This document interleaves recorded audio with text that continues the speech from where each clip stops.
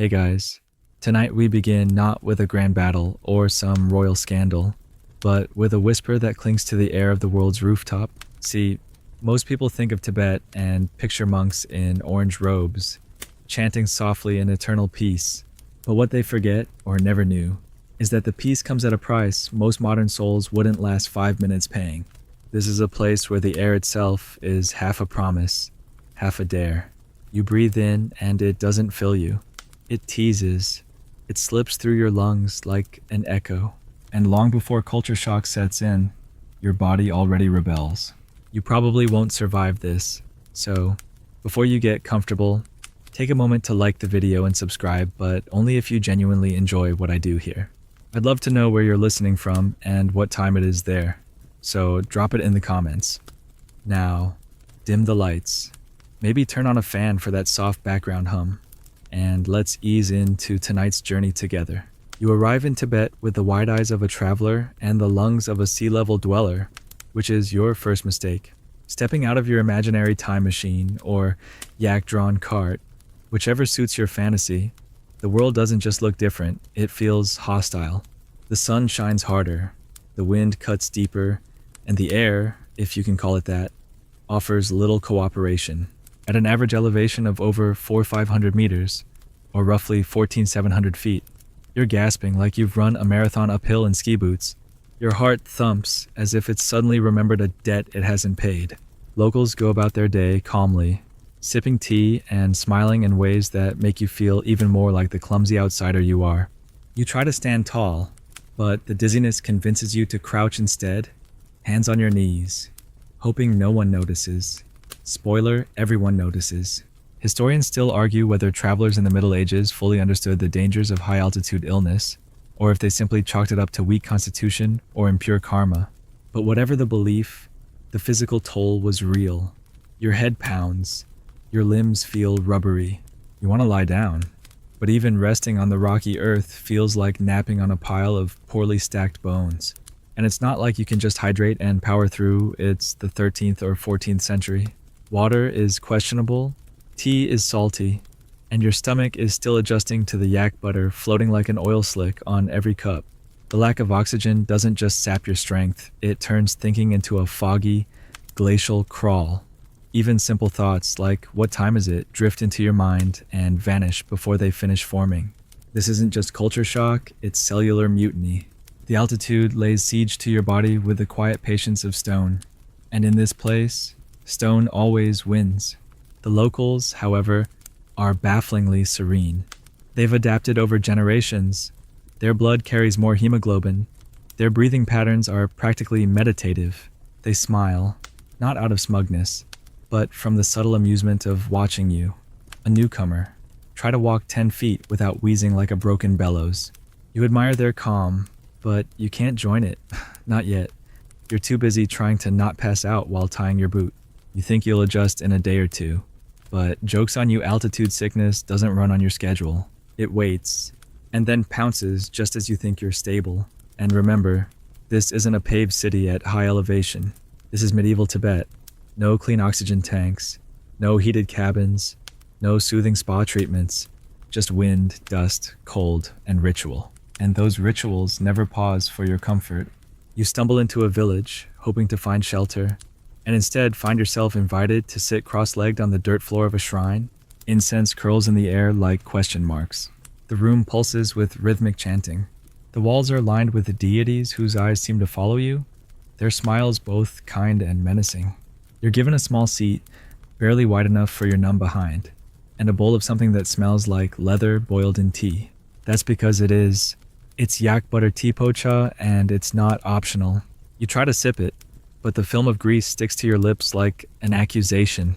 The taste is salty, oily, and bizarrely sour, like sipping warm broth from a candle. You glance around to see how others are reacting, but they're drinking with contentment.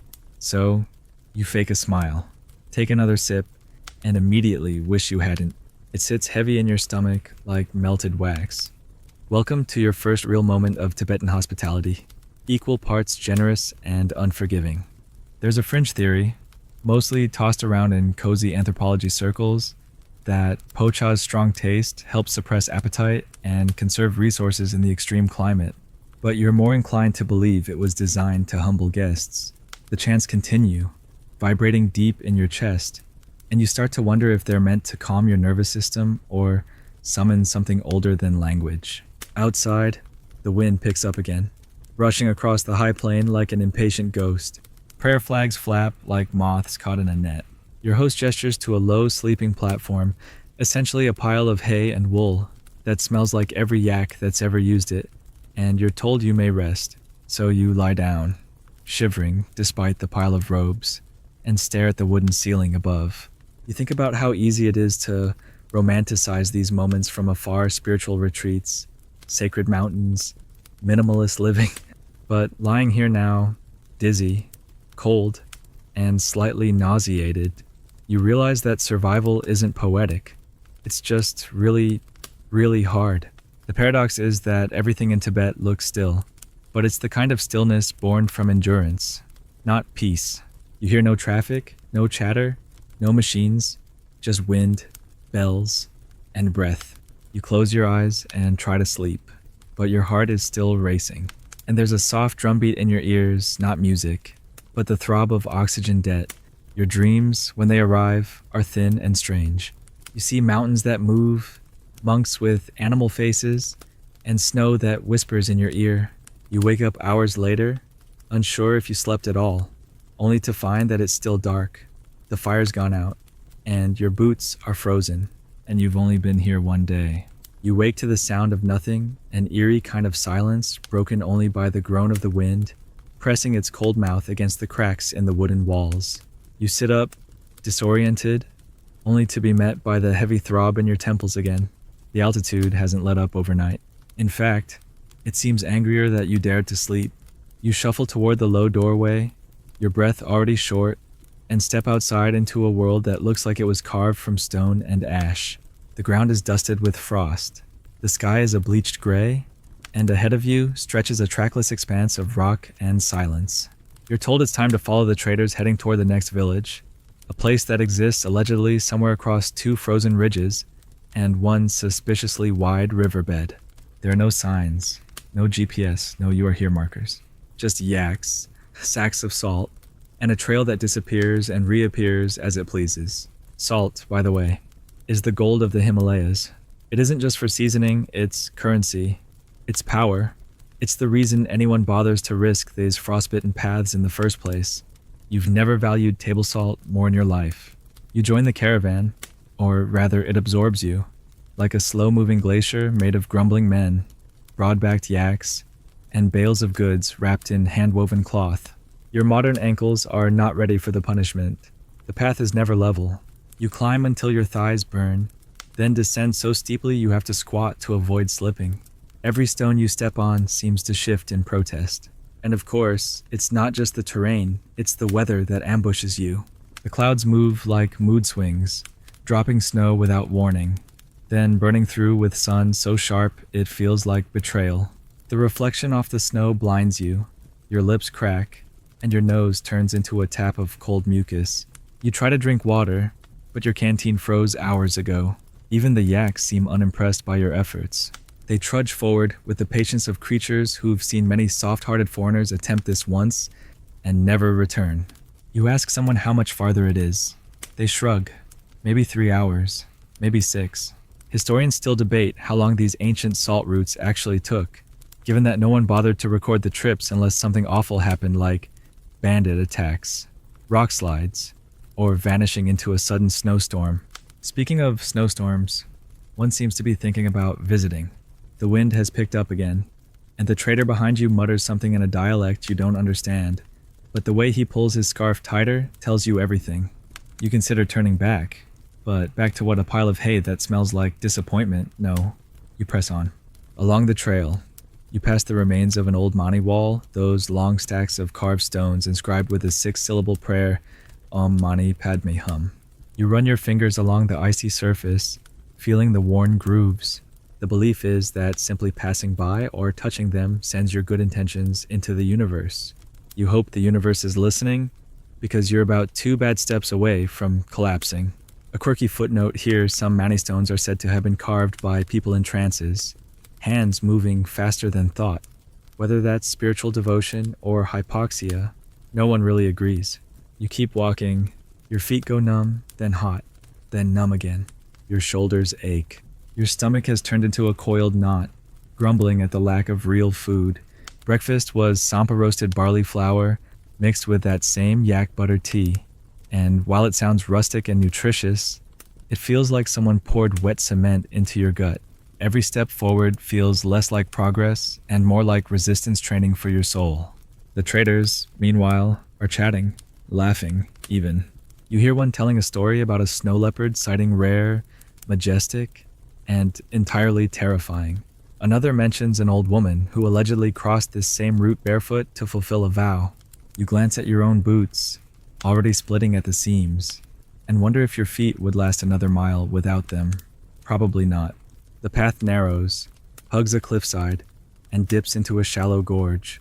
There's a bridge up ahead, a rope and wood monstrosity that creaks like an old man's knees. You hesitate, then remember that refusing to cross means staying here, on a ledge, with increasingly impatient yaks behind you. So you cross. Every plank you step on bends just slightly more than you'd like. Below, a frozen river laughs at your hesitation. You make it across, barely, and the trader at the other end gives you a nod of approval that feels better than it should. The caravan rests at a wind-sheltered curve in the trail. Fires are started. Not roaring fires. Mind you, tiny, stubborn flames fueled by dried yak dung. It smells like burning earth, but it's warm. You crouch near one, hands out, feeling the blood return to your fingers in prickly, painful waves. A trader hands you dried meat and more tsampa. You eat it without question. You're too tired to be picky. They talk about spirits in the mountains, not ghosts. Exactly. But old presences, ones that prefer quiet and don't like being stared at. You keep your eyes low. One of the yaks gives a snort, and everyone glances up, then relaxes. Apparently, the yaks sense things before you do. You note this mentally: always trust the yak. The sun dips lower. The shadows lengthen. The cold shifts from annoying to serious. You bundle in everything you have, which isn't enough, and press yourself into the hollow of a rock for warmth. The sky above turns a strange orange, then blue-black, then a shimmer of stars so dense it feels like you're under a net of lights. It's beautiful, of course, the kind of beauty that makes you tear up. Or maybe that's just the wind. The caravan doesn't sleep in tents. They sleep in furs, under the open sky, backs to the wind, hands tucked in their belts. You try it. You lie on the hard earth, yak wool draped over you, and shiver as you try to pretend this is normal. It isn't. You miss pillows. You miss warmth. You miss being able to feel your feet. But the stars, they really are something. So you watch them, silently, wondering how many others have done exactly this hundreds of years ago, on this same trail, nursing frozen fingers and wondering why salt was ever worth this. You fall asleep eventually, your dreams tangled with the wind and yaks and a distant bell you can't place. The air is still thin, the route is still ahead, and somehow, despite it all, you wake up and keep walking. By the time you reach the edge of the next village, if you can call a smattering of stone walls and prayer flags a village, you're no longer walking so much as swaying forward with the commitment of someone who has forgotten how to stop. The yaks are let off their loads with a satisfied grunt, and the traders stretch out limbs that somehow aren't as stiff as yours. You thought the journey was hard, but what greets you next is not rest, it's ritual. You're invited, or rather expected, to attend a gathering at the local monastery perched just above the ridge, an austere building stacked like a crown on a hill of rock. You climb slowly, questioning your life choices with every step, and arrive at a courtyard alive with sound. You assume monasteries were places of silence and solitude, but instead, you're met with a chaos that has rhythm.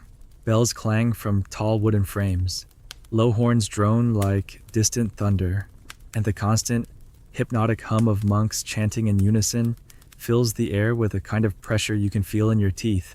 The chanting isn't peaceful, not exactly. It vibrates inside you, like the echo of something older than language trying to remember itself through sound. It doesn't soothe, it shakes. You are ushered into a corner near a column carved with clouds and tigers, and you sit, cross-legged, trying to make yourself smaller than you feel. A boy monk with eyes older than yours hands you a butter lamp.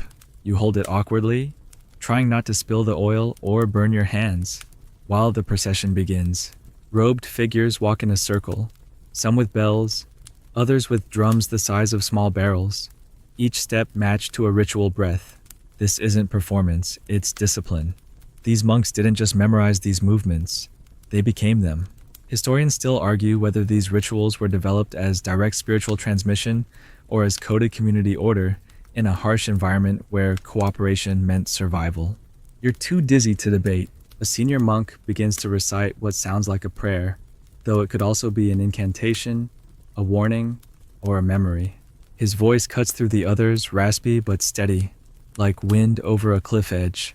He pauses between verses, and the space he leaves behind is as heavy as the chant itself. The room swells with incense. You think you see the air shimmering, or maybe your vision's just going again. A sudden cymbal clash snaps you back. Two younger monks are in a debate now. Yes, a debate in the courtyard. You blink. One claps his hand sharply, declares something, and the other responds with a quick retort and a slap of his own palm.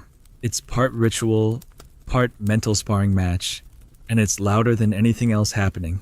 They're studying logic and doctrine through a method older than most universities. It's serious and theatrical.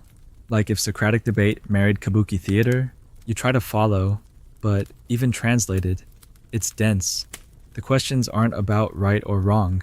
They're about the nature of rightness, the illusion of self, the gaps between form and emptiness.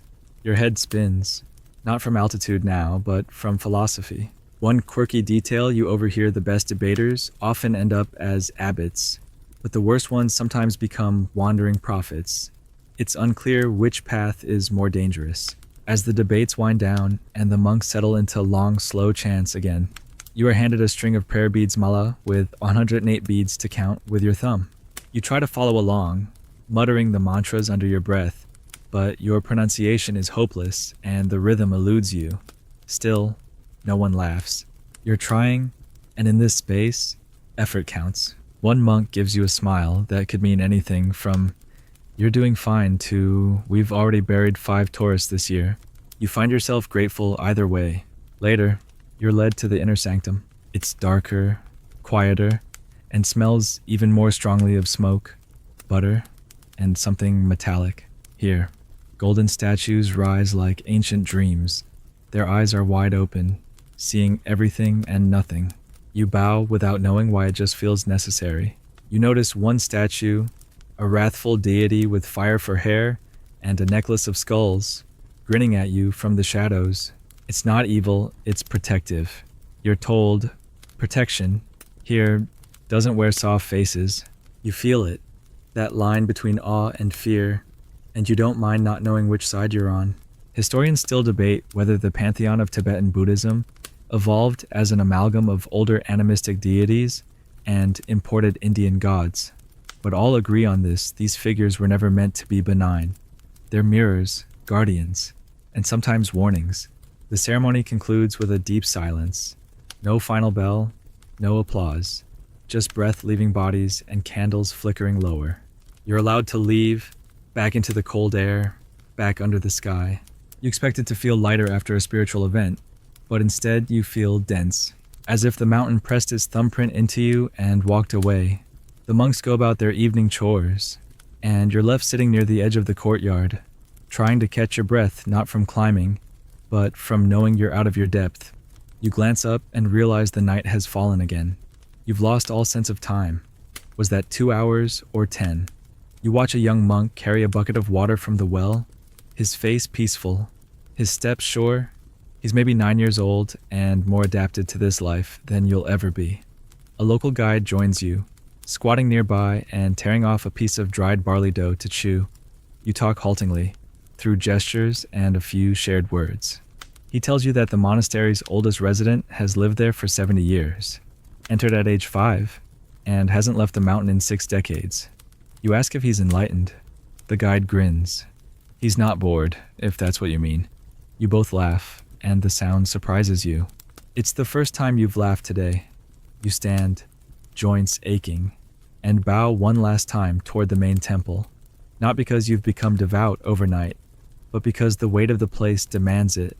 As you descend the monastery steps, your legs wobble, your lungs burn, but the wind doesn't feel quite as cruel now.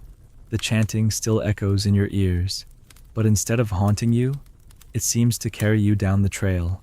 You find your resting spot for the night in a nearby hut, where the ceiling leaks, the blankets smell of goats, and a dog you didn't invite curls up at your feet anyway. You fall asleep fast, the sound of bells drifting through the cold air like lullabies carved from stone. In your dreams, the debate claps return, sharp and rhythmic, like someone trying to wake you, but you're already awake, just in a different kind of sleep. Morning arrives not with sunshine, but with the creak of a wooden door and the soft snort of a yak sticking its nose into the hut.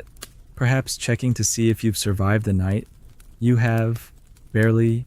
Your back is a tight bundle of regrets, and your mouth tastes like someone stuffed it with wool and then salted it out of spite. The air smells of wet stone, old ash, and a faint sweetness you eventually realize is dried dung heating again on the stove. Welcome to breakfast. Your host, an elderly woman with a face carved from weather and time, hands you a bowl without ceremony. It's sampa again, mixed with more buttered tea and something chewy you try not to identify. You chew because refusing would be rude, and you swallow because not swallowing would be worse. She doesn't speak your language, but she nods approvingly. You pass the test of communal endurance. Then, without preamble, she gestures for you to follow. Outside, the village has already stirred. Children chase each other barefoot through the snow-packed mud. Women gather water in pails slung from shoulder poles, and an old man tunes a stringed instrument that resembles a banjo made from a turtle shell. There's music, there's motion, but it's all wrapped in a calm that suggests this isn't a place for urgency. Today, you're joining a nomadic group as they begin their seasonal migration. You thought yesterday was travel today? You learn what travel really means when there's no destination, just a rhythm. The nomads move because the land demands it. Grass runs out, weather shifts, herds grow restless. Their tents, made of thick black yak wool, are taken down, folded, and packed with a kind of muscle memory that turns chaos into grace.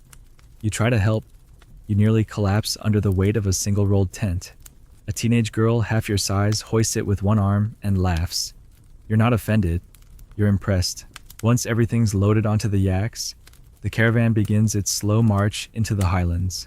The pace is deliberate, not rushed, but unyielding. There's a method to it, herders in front, livestock in the center, supplies balanced on either side of the beasts, and the elders trailing last with sharp eyes that miss nothing. You're somewhere near the middle, clumsy and unsure, walking as if your boots were made of soup.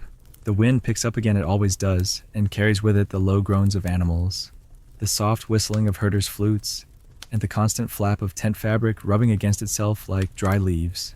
The path isn't marked. It simply unfolds with each step, following invisible cues of grass and slope and cloud. Historians still debate how early Tibetan nomads developed such precise migratory instincts. Some say it's generational memory. Others argue it's a response to resource scarcity shaped by harsh terrain. Either way, it works, and you don't question it. You just follow. The nomads don't speak much. When they do, it's with gestures, glances, or short phrases shouted over wind. You learn more by watching how they adjust their loads mid-stride without breaking pace, how they recognize when an animal is tired before it shows, how they pitch a resting camp with the efficiency of people who've done this since birth. You realize you're the only one here who doesn't know what they're doing, but that's okay. There's a kind of peace in being useless in a society that doesn't mind teaching you. Around midday, the group stops in a sheltered valley where tufts of grass peek through the frost, yaks graze, children nap. Fires are lit again, not for cooking, but for warmth and to brew more of that ever-present butter tea. You're handed a bowl, and this time you don't grimace. The tea is still strange, but now it's familiar. Comfort doesn't always come in flavor, it comes in familiarity. A boy offers you a lump of cheese, so dry it feels fossilized. You suck on it like candy, and it slowly softens, releasing a sour tang. It's called chirpy, and it's one of the oldest snacks in the world. Hard enough to survive winter, hard enough to outlast your jaw. You chew until your temples ache. One of the elders begins telling a story. You don't understand the words, but the cadence is mesmerizing. Long pauses, sudden bursts, quiet laughter. Someone later translates for you. It's a tale about a man who mistook a snow lion for a lost sheep and tried to lead it home. He survived, barely, and became a hermit. The morale, they say, is to respect what you don't understand. You nod, biting into your cheese fossil, and silently accept the wisdom. As the sun tilts westward, the caravan moves again. The terrain climbs, shifts, then dips. You cross a frozen stream using stepping stones slick with ice. One of them wobbles beneath you, and you nearly tumble, only to be caught by a young boy who grins and says something you assume means, "Careful, foreigner." You smile back, teeth chattering. By evening, the group sets camp in a spot with wind-blocking cliffs and a natural spring. The tents go up quickly, simple black silhouettes against a darkening sky. Inside, it's smoky, dim, and warm. The felted walls block the worst of the cold, and a central stove flickers gently. You sit among strangers who are beginning to feel less strange. You're offered stew tonight, barley, root vegetables, and slivers of something chewy that you don't ask about. It's hot, it's salty, it's life-saving. A baby cries softly in the corner. A dog curls against your leg, sharing heat. A woman hums a melody that sounds like the wind softened into a lullaby. You feel your shoulders drop for the first time all day. One quirky belief you learn, it's bad luck to whistle indoors, as it invites spirits who dislike containment. So, everyone hums instead. The hum becomes a rhythm. The rhythm becomes a drone. And soon the entire tent feels like it's rocking gently. Not from motion, but from unity. You fall asleep pressed between two sacks of wool and one very insistent dog, dreaming of sheep with lion faces and yaks that whisper your name. Outside, the wind paces, the mountains watch, and the stars continue their silent, ancient migration overhead. You're beginning to understand something now, not intellectually, but bodily. Movement here isn't just practical, it's sacred. It's the only way life continues. Stillness is a kind of death. So tomorrow, when the sun pulls itself up over the frozen ridges, you'll rise too. Not because you have to, because here, you follow the road not with your eyes, but with your blood. The next morning comes in colors you've never seen before, pale blues smeared with orange, clouds rimmed in silver like the sky forgot how to finish a painting.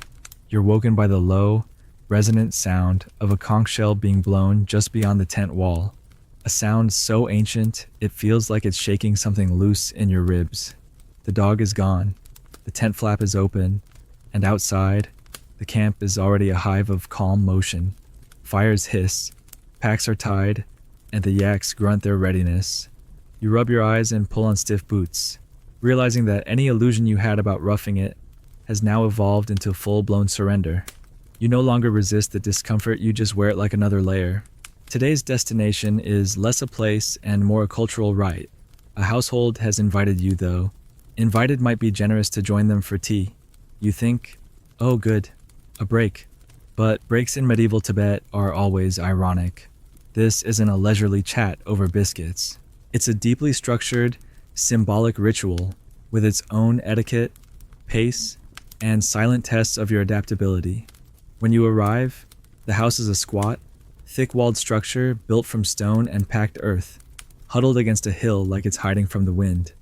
Inside, the ceiling is low, the smoke is high, and the air is heavy with the smells of milk, salt, ash, and fermented something.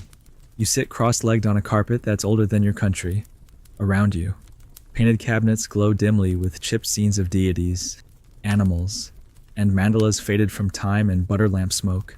A large wooden churn stands near the center of the room, and your heart sinks.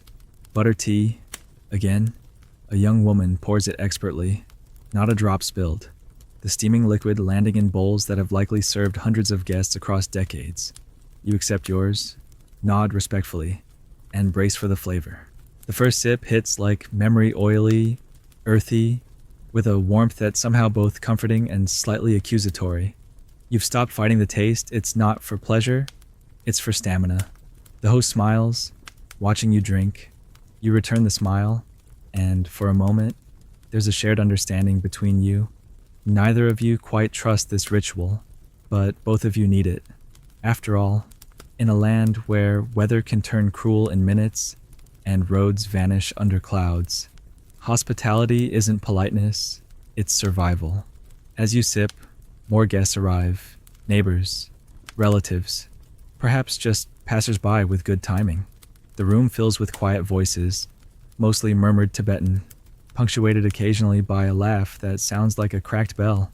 A man begins telling a story, at least you think it's a story. He gestures broadly, waves a pipe like a conductor's baton, and the room leans in. A child giggles. Someone replies with a proverb you can't understand, and it earns a ripple of amused nods. You just sit and sip, letting the atmosphere wrap around you. One quirky detail you learn through hushed translation in some parts of Tibet: people believe your soul can become too light in the thin air, so drinking butter tea helps weigh it down. You look at your bowl differently now, no longer a beverage, more like ballast for the spirit. Eventually, the bowls are refilled. You accept it this time without hesitation. The woman who pours it looks pleased. You're adapting, slowly, sip by greasy sip. After a while, a tray of food is passed around: steamed dumplings filled with yak meat and turnip, strips of dried cheese, and a dish that tastes like spice clay but turns out to be barley and blood sausage. You chew dutifully. Everything here has the texture of labor, the flavor of necessity. There's no indulgence, no decadence, just endurance made edible. Historians still debate the origins of some Tibetan dishes, whether they developed independently or through Silk Road influence, but what's clear is this: nothing is wasted. Every part of the animal, every grain of barley, has a purpose. There's beauty in that, even if your stomach occasionally disagrees. After the food comes the singing. Not formal, not organized, just one voice beginning and others slowly joining. The melody is slow and circular, like a road that never wants to end. You find yourself humming along, not knowing the words, but sensing the shape of the sound. It wraps around the room, becomes a kind of lullaby for adults who never stopped working. Outside, the wind knocks on the wooden walls like a familiar drunk, but inside, the song goes on, low and strong. You're offered Chang barley wine. It's mildly alcoholic and fiercely beloved. You drink cautiously. It's sour, slightly fizzy, and surprisingly clean after the tea. It cuts through the grease, sharpens your senses, and then softens them again. A child offers you more. You decline politely. She laughs and drinks it herself. In that moment, you realize the communal nature of everything here isn't just about survival, it's about identity. You're not alone because you can't afford to be. The terrain won't let you. To be alone is to die. So even strangers become necessary. Even you. You stay longer than planned. Time here doesn't move the way you're used to. It stretches, folds, disappears. By the time you rise to leave, the sun has dropped lower in the sky, casting long blue shadows across the snow. You thank your host, bowing low. She bows in return, deeper. You're not sure who outranks whom, but it doesn't matter. Respect here isn't transactional, it's instinctive. As you step back into the cold, your breath fogs and then vanishes. The wind hasn't stopped. It never does. You rejoin the nomads, who are waiting at the edge of the village, casually chewing on strips of jerky and squinting at the horizon. One man hands you your pack with a grunt. You hoist it without complaint. You've stopped complaining. You've learned that the mountains don't care. They're not cruel, just indifferent. And somehow that's more humbling. As you walk again, the tea sloshes inside you like a warm stone. You feel heavier, yes, but in the way that an anchor is heavy, you feel steadier. As dusk folds over the landscape like a wool blanket, the caravan moves again, heading towards some nameless pass, some temporary campsite, some new hardship waiting to test your softness. And as you walk, you realize something small but unsettling. You haven't thought about your old life, your real life for several days. Not your phone, not your job, not your list of things to do. Here, the list is simple. Wake up, move forward, endure, share tea, listen to the wind. The rest is optional. The stars come out, the dog finds you again, and you walk into the night with a taste of yak butter on your lips and the strange, comforting thought that maybe, just maybe, you're becoming harder to break. You're starting to realize something that hadn't quite clicked before. Your body isn't the only thing changing. Your mind, once so noisy, full of clever thoughts and future plans, has gone quiet. Not empty, just slower. Like the altitude has thinned your thoughts too. Stretched them out until they drift like prayer flags in wind, flapping gently, not needing to go anywhere. You're learning that even your problems back home, those heavy, tangled anxieties you wore like armor, don't make it up here. They simply don't have the lungs for it. Today, you're given new garments, a thick, homespun chuba, warm and weatherproof, held together with a sash that knots in a way you're still fumbling to master. It looks noble, timeless, like something out of a painting. It also weighs nearly as much as your pack, restricts your movement, and has no pockets. You feel like you're wrapped in a carpet and dared to hike in it. Still, it's warmer than your flimsy clothes, and the locals seem to approve of the upgrade. You wear it like a badge of effort, but wearing the chuba introduces its own new trials. For one, relieving yourself in it is a logistical exercise worthy of military planning. There's the unwinding of the sash, the unwrapping of layers, the crouch, the careful management of angles to avoid unfortunate backsplash and freezing temperatures, and then, of course, the urgent reassembly while your fingers are numb by wind. You wonder briefly how anyone manages this daily without complaint, and then you see a small girl do it in about 15 seconds flat, with the precision of a surgeon. You don't even feel ashamed anymore. You're just impressed. The clothing is functional, yes, but it's also a kind of social cue. People glance at your chuba and now nod with something closer to respect. You're no longer an alien in jeans. You've begun to disappear into the landscape, even if imperfectly. Historians still argue whether medieval Tibetan clothing evolved strictly from environmental necessity, or if it was influenced by symbolic meanings. Certain folds for social status, colors for regions, sashes knotted to indicate marital status. What's clear is that none of it was fashioned for the sake of fashion. Everything serves. Everything endures. Walking now feels different. The layers force you into a measured pace. You no longer bounce or rush. You glide, or rather, you trudge with dignity. The chuba's bulk turns your silhouette into one of those shadowy figures you saw in old etchings, cloaked, timeless, anonymous. You like it. There's something soothing about being one of many, instead of someone trying to stand out. You no longer feel like the main character in your own story, and that, weirdly, is a relief. The caravan moves steadily into higher ground today, toward a pass the locals call Wind's Eye. It's not marked on any map. Of course, it's just known. You follow trails that aren't trails, paths that vanish under scree, snow, or wind, and reappear only when the angle of the sun hits the rock just right. No one ever discusses getting lost. The idea doesn't make sense. You can't get lost in a place that never promised you direction in the first place. You simply go forward. The wind returns, stronger now, curling through the cliffs with a sound like whistling bones. Your chuba flaps around your legs, pulling at you like it's trying to take flight. Your boots crunch over frost that snaps like brittle glass. You think of home again, not in longing, but in contrast, there. Everything was temperature controlled and hyper-labeled. Here, you're guessing at everything but guessing with your whole body. Even breathing has become a task you approach with care, in through the nose, slow and deliberate, out through the mouth, like a prayer you don't want to startle. Around midday, you pause at a rock shelter carved by wind.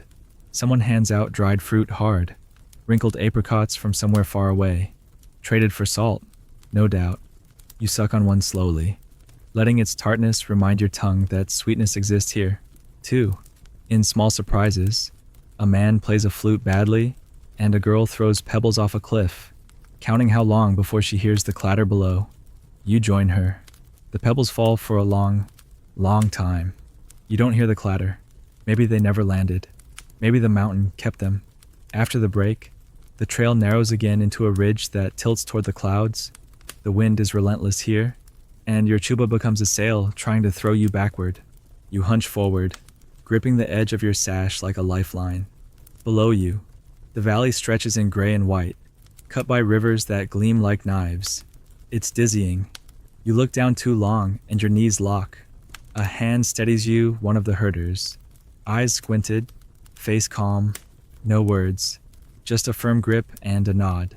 You keep going, and when you finally crest the pass, it's not triumphant. It's quiet. The wind drops suddenly, as if the mountain has finished testing you. You stand there, lungs burning, feet numb, and all you can hear is your own breath, loud in the silence. You don't cheer, you don't cry, you just stare. The view is endless, ranges beyond ranges, all shadow and light. Each peak like a wave frozen mid-crash. It looks less like earth and more like the bones of the sky. And standing there, cloaked in wool and sweat and stillness, you realize something simple and ancient. This place does not care about you, but it will allow you. If you endure, no welcome, no reward, just allowance. That's enough.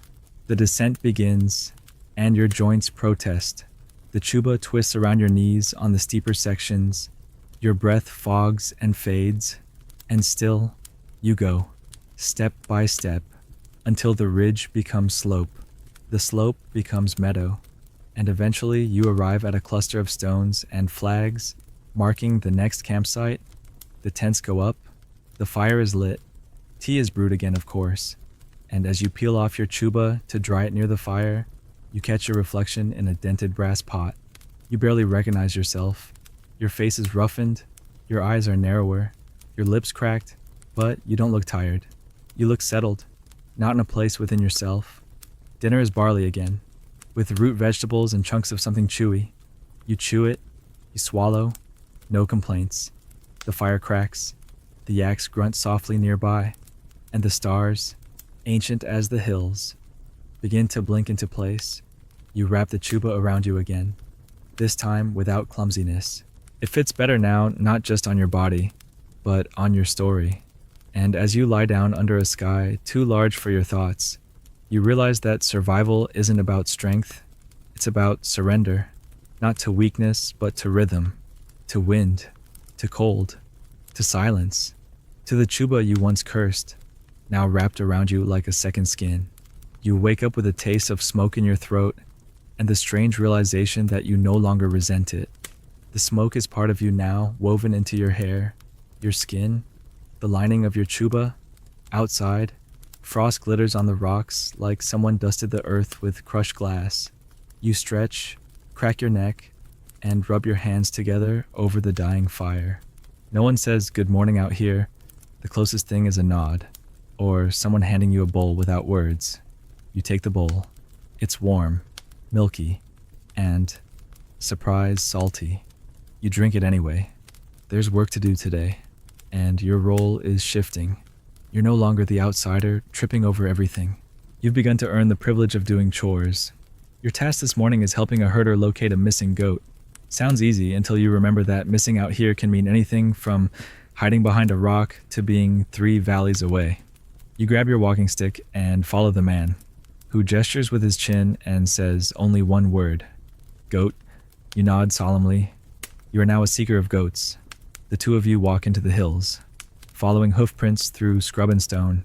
It's silent, save for the crunch of your boots and the occasional grunt of your companion. The sun climbs higher, casting long shadows that make every boulder look like a crouching animal.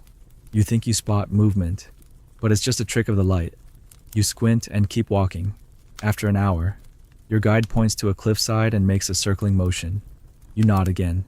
You're communicating through gestures now, like a monk who's taken a vow of near silence. You scramble up loose rock, slip once, catch yourself, and finally crest the ridge. There, standing like it owns the entire mountain, is the goat, white, smug, and completely uninterested in your heroic efforts. You call out why. You're not sure, and it looks at you, then trots casually away. You sigh and begin the slow process of herding a creature that doesn't believe in being herded. It takes time, coaxing, and a bribe of dried fruit you'd been saving. Eventually, the goat relents, mostly out of boredom, and begins to follow. When you return to camp, the herder gives you a thumbs up and a piece of jerky. No praise, no ceremony, just quiet acknowledgement. You chew the jerky like it's a medal. From across the camp, someone beckons. A ritual is beginning. Not a grand one, something small, domestic. You're invited to witness a local healing ceremony, performed for an elder woman who's been coughing for days. A shaman, or amchi, has arrived. He wears a thick robe patched with dozens of colored fabrics, and carries a satchel full of herbs, bones, and tools that look like they belong in both a kitchen and a church. The woman sits still, eyes closed, hands on her knees. The amchi begins with chants soft, rhythmic, like breath shaped into words. Then he places stones around her, mixes a powder from a pouch, and burns it in a clay bowl, letting the smoke curl around her body like a second skin. He murmurs things you don't understand, but the sound is soothing, like lullabies carved into earth. He uses a wooden hammer to tap along her spine. He holds her pulse for what feels like forever.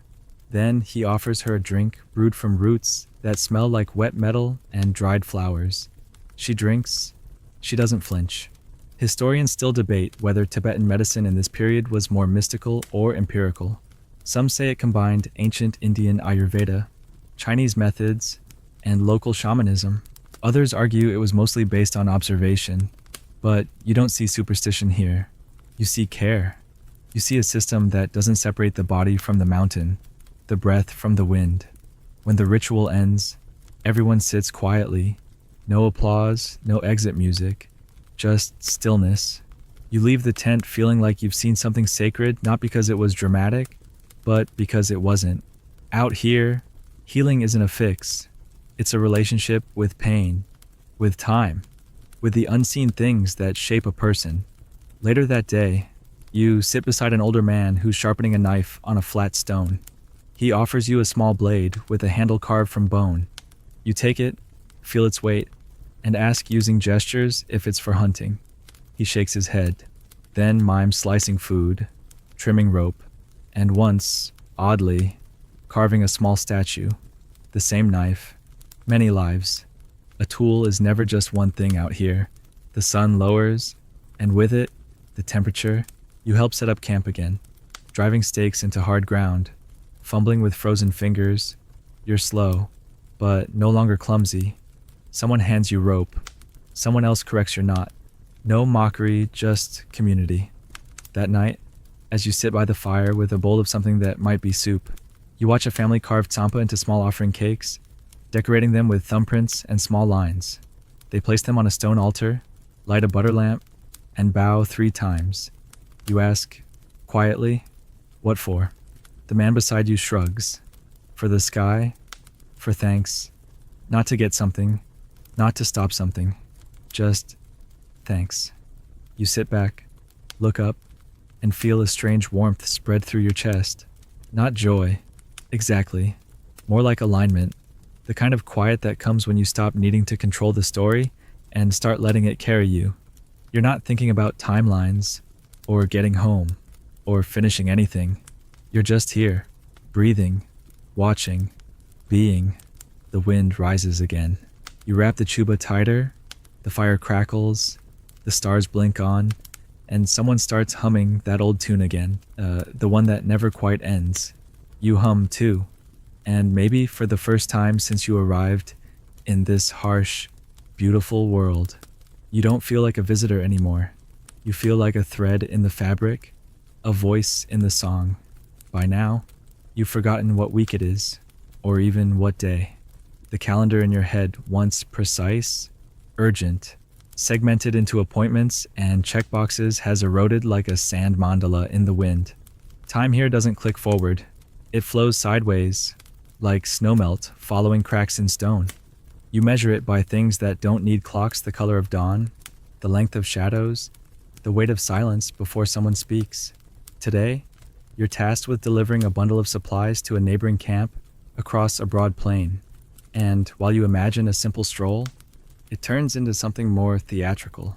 The plain, flat at first glance, is a minefield of frozen mud, yaks with unpredictable moods, and knee-high thorn bushes disguised under snow. You step wrong within the first 10 minutes and sink up to your shin in cold muck that smells suspiciously alive. There's no helping it. You yank your leg out, squelch forward, and keep going. The supplies are wrapped in thick cloth-dried meat, salt bricks, a pouch of herbs, and what looks like a hand-carved flute. You don't ask questions. You just carry. The landscape around you feels like it's listening. No birds, no voices, just the crunch of your footsteps and the occasional sigh of wind sneaking between stones. You hear a sound, distant at first, a low humming, rhythmic and hollow. You freeze. It gets louder. Around a bend, you find the source, a row of prayer wheels, half buried in snow, spinning lazily in the breeze. No one is nearby. No temple in sight. Just the wheels and a small cairn of stones nearby, marked with a strip of red cloth. You stop, put your hand on one of the wheels, and spin it. It creaks once, then settles into a steady rotation. They say each spin sends out the essence of a prayer. You wonder how many centuries of hopes have been scattered by wind on this forgotten patch of ground. You walk on. Midday brings sun sharp enough to make you squint, though it offers no warmth. The plain stretches forever, the sky too blue, too clean, like it forgot to hang clouds.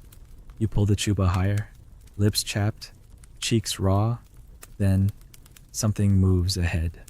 At first you think it's a figure, but it turns out to be a cairn tall, decorated with white stones and pieces of cloth.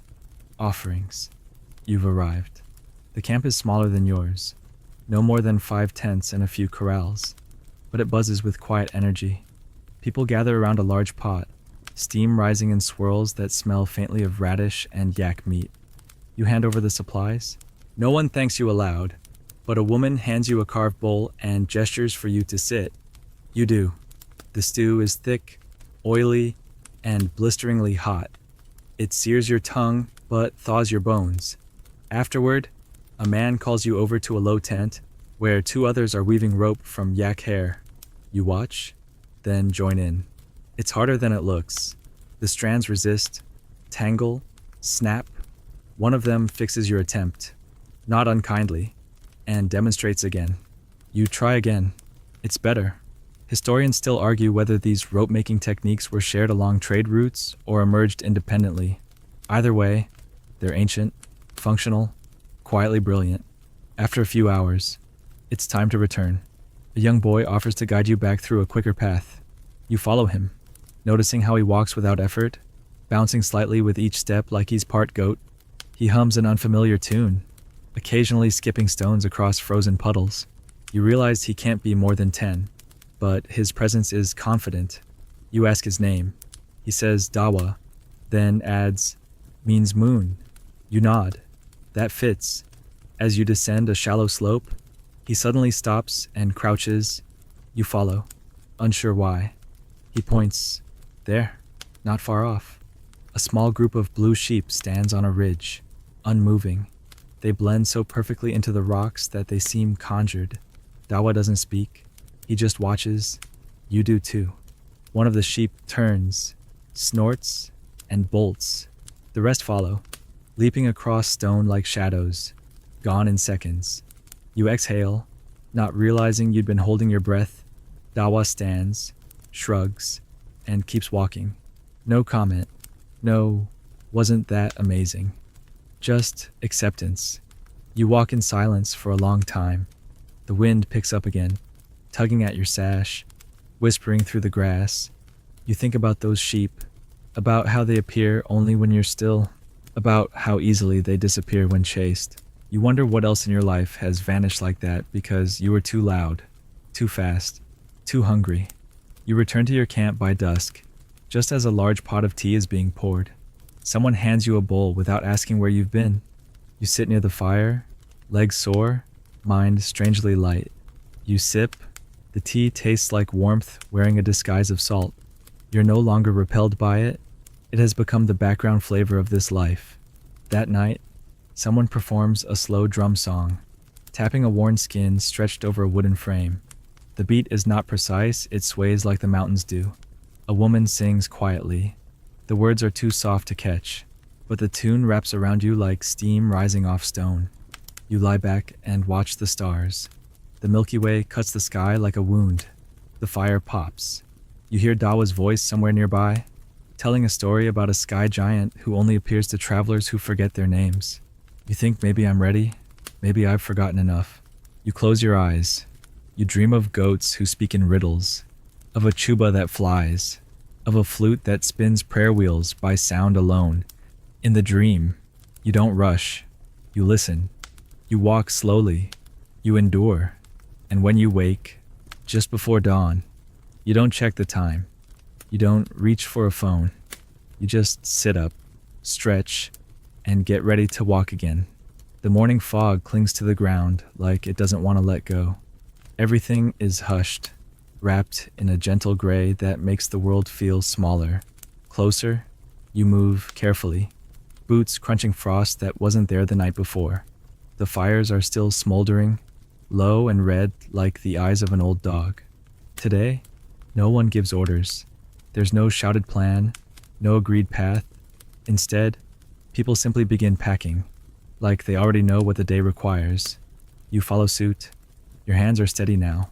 The chuba folds more easily. Your knots don't slip, and your shoulders carry weight without protest. You've become, in your own small way, reliable. You're still the outsider, but not an inconvenience. The caravan sets off with less chatter than usual. The air feels watchful.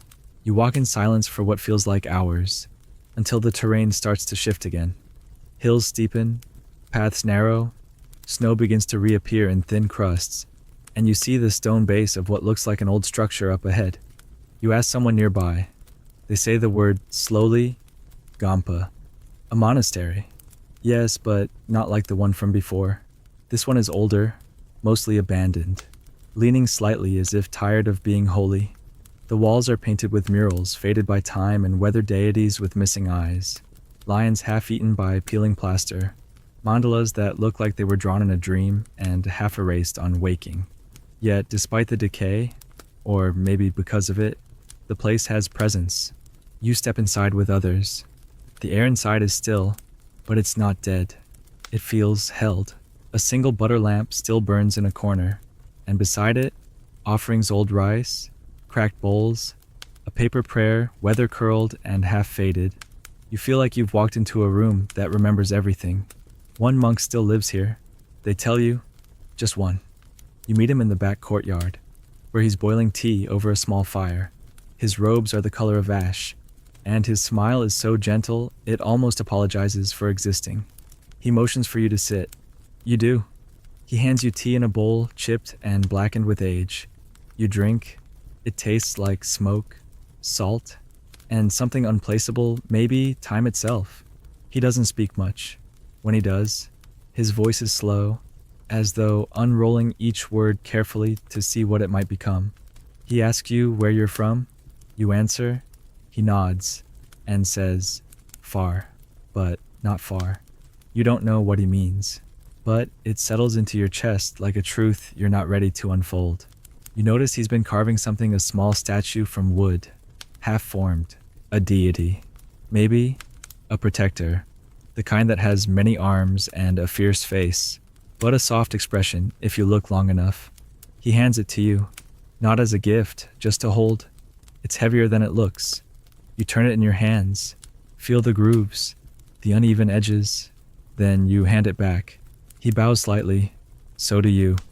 Historians still argue whether such solitary monks were recluses, outcasts, or revered sages.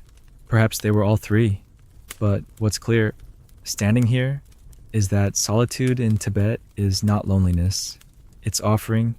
It's becoming small enough to hear what the mountain says when no one else is around.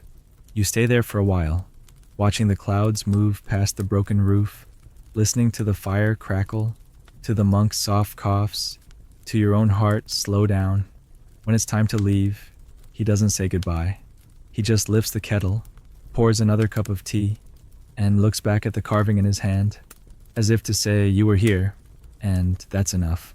You step outside, back into the wind, and the caravan moves again.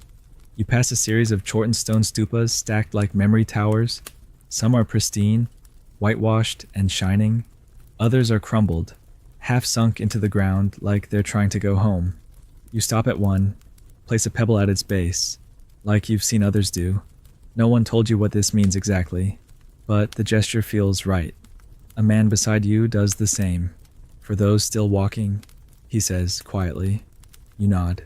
The trail leads down into a valley now. The path marked by old prayer flags faded to the color of ghosts, fluttering against the sky. You walk beneath them, each step a small bow. The landscape here is wide, open, but not empty. There are ruins of houses scattered on the hillsides, stone walls outlining lives that no longer live here. A woman tells you these belong to families who left long ago, either driven by weather, famine, or shifting politics. Some return, she says, some don't. But the houses remember. You pause at one ruin, run your fingers over a doorway that opens to nothing. Inside, grass has replaced furniture, and a bird's nest sits where a fire might once have burned. There's something quiet here, but not sad, like a lullaby that never quite ended. The caravan stops early today. You set camp near a small stream, its trickle sharp against the silence. People settle in. Some mend clothes, others sharpen tools. You sit with the fire, watching its breath rise into the blue dusk. Dawa joins you, carrying a bowl of flour and a lump of butter. He starts making little dough figures, shaping animals, monks, demons. He places them around the fire in a circle. They watch, he says. Keep the cold away. You smile. You shape one too. Yours is lopsided. Maybe a yak. Maybe a goat. He approves. The wind picks up. Someone tells a joke. Laughter rises. The stars begin to blink awake again. And for a while, everything feels woven together: firelight, breath, stone, sky. You eat quietly, wrapped in warmth not just from wool, but from rhythm, from belonging. You think of the monk again, far, but not far. Maybe he meant time, maybe he meant distance, maybe he meant self. You lie down under your chuba, the dirt no longer uncomfortable, the night no longer cold. And as you drift towards sleep, you realize you've stopped asking when you'll go home. You've started asking what home even means. The answer, like the wind, never arrives in full. Just whispers. Just silence shaped by stone. The next day dawns cold and windless. The sky stretched thin like worn linen, pale and threadbare where it touches the mountains. You rise before the sun, roused not by alarm or urgency, but by the quiet shifting of others' blankets folding, water ladled from the stream, boots thumping gently into frozen earth. No one speaks yet. There's a kind of reverence to the early morning, as if everyone agrees not to interrupt the stillness until the sun makes the first sound. Today, you're told, you'll be visiting a Thangka painter, someone who creates the sacred scroll paintings that decorate temples and homes alike. You're curious. You've seen them from a distance, vibrant, intricate images of Buddhas, demons, and deities, layered with color and meaning. But today, you'll see one made. It's a short walk, just 2 ridges over and down into a sunken pocket of land, where a small stone house sits folded into the side of a hill. Inside, the air is thick with pigment, crushed minerals, lapis for blue, cinnabar for red, malachite for green are ground into dust and mixed with yak hide glue, forming paints with a texture that smells like time itself. The painter is an older man, eyes sharp despite his age, seated cross-legged before a half-finished canvas that seems more alive than drawn. The deity in the center stares back at you with eyes that know something you don't. You sit quietly, watching him dip his brush and apply paint with movements so deliberate, they feel like breathing. Every stroke has a pulse. He doesn't glance at you, but he knows you're watching. You ask how long the painting will take. He replies without looking up. If it is fast, 1 year. If it is correct, 3. You laugh, but he doesn't. He dips his brush again and continues. Time, you realize, is not the medium. Devotion is. The outlines are already there, drawn in charcoal and ink, complex patterns of geometry, faces, flames, and lotus petals. He fills them slowly, layering color over silence, detail over memory. You learn that each image follows strict rules. Where the eyes go, the proportion of fingers, the number of skulls in a crown. Nothing is random, nothing is expression. It's precision in service of something beyond self. Historians still debate the origins of Thangka painting, whether it came from Indian tantric diagrams or evolved from local ritual banners, but all agree that its purpose was never simply aesthetic. It is not decoration, it is instruction, meditation, mirror. As you watch, the painter finally speaks again, asking softly if you'd like to try. You hesitate. He gestures to a small section, just a single lotus petal. You pick up the brush. It's lighter than it looks. The handle worn smooth by years of prayer and paint. You dip it into the crushed malachite, place the tip near the edge, and breathe. One stroke. It wobbles. Not terrible. The painter nods. Good. But too fast. You nod, return the brush, and sit again. You feel your heartbeat in your fingers. It occurs to you that this is the slowest thing you've ever done, and maybe the most alive. You stay there all day, barely moving, watching as the painter shifts from green to gold, from skin to flame, from deity to void. Outside, clouds roll in, then drift away. Someone brings tea. The room warms with breath, soft conversation, and the faint clinking of brushes against bowls. The painter never hurries. He never stops. You wonder how many hours have passed. No one tells you. No one seems to care. By evening, the painter covers the thangka with cloth, bows once to it, then begins cleaning his tools. The day is done. Not finished, just done. You help carry water in a wooden pail down to a basin carved into the rock. The wind is picking up again. You pour it slowly, watching your reflection break and reform. The painter offers you a place to sleep on a mat near the hearth. You accept. The fire burns low, and above you, the deity you helped paint now hides beneath its cloth, unseen but present. You fall asleep with the smell of paint in your nose, and the feeling of the brush still tingling in your fingers. In your dreams, the deity comes alive not to scold or reward you, but to watch you sleep, silent and strange and oddly kind. You wake before sunrise again.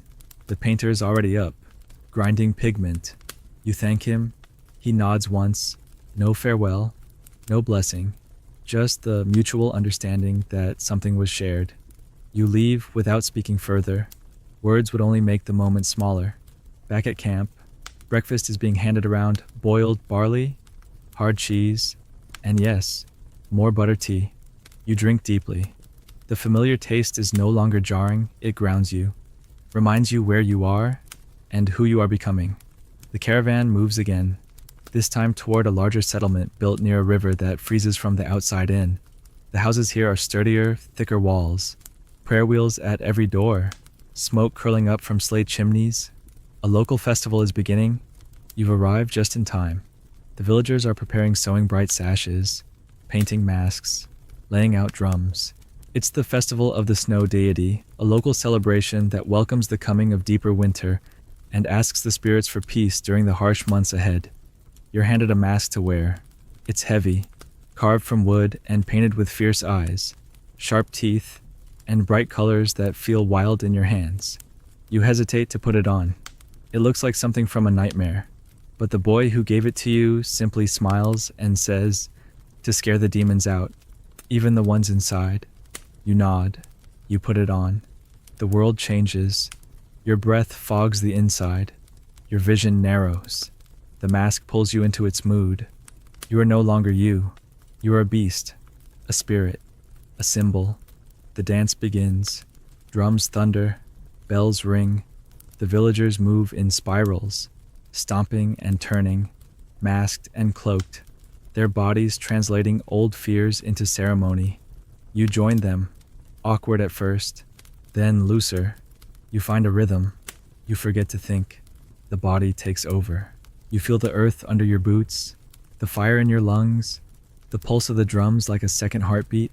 Historians still debate the origins of these dances. Some claim they were shamanic exorcisms adopted into Buddhist practice. Others insist they're metaphors for inner awakening. You don't care. You're in it. And when the dance ends, when the masks come off, everyone is laughing. You are too. You haven't laughed like this in weeks, maybe longer. That night, under another unfamiliar roof, you sit by a fire and drink chang. The barley wine stings a little, but eases something deeper. The villagers sing again. You know none of the words, but you hum along. You belong, at least for tonight. And that's enough. You wake the next morning with the faint smell of ashes in your hair and the echo of drums still thudding somewhere in your bones. Outside, frost glistens on every surface, like the land has been dipped in powdered glass.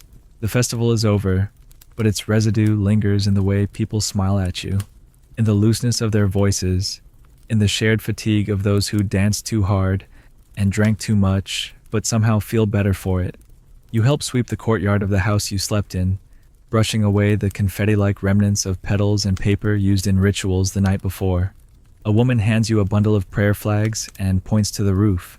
You climb up carefully, balancing on ancient stones slick with morning dew, and stretch the flags between two poles.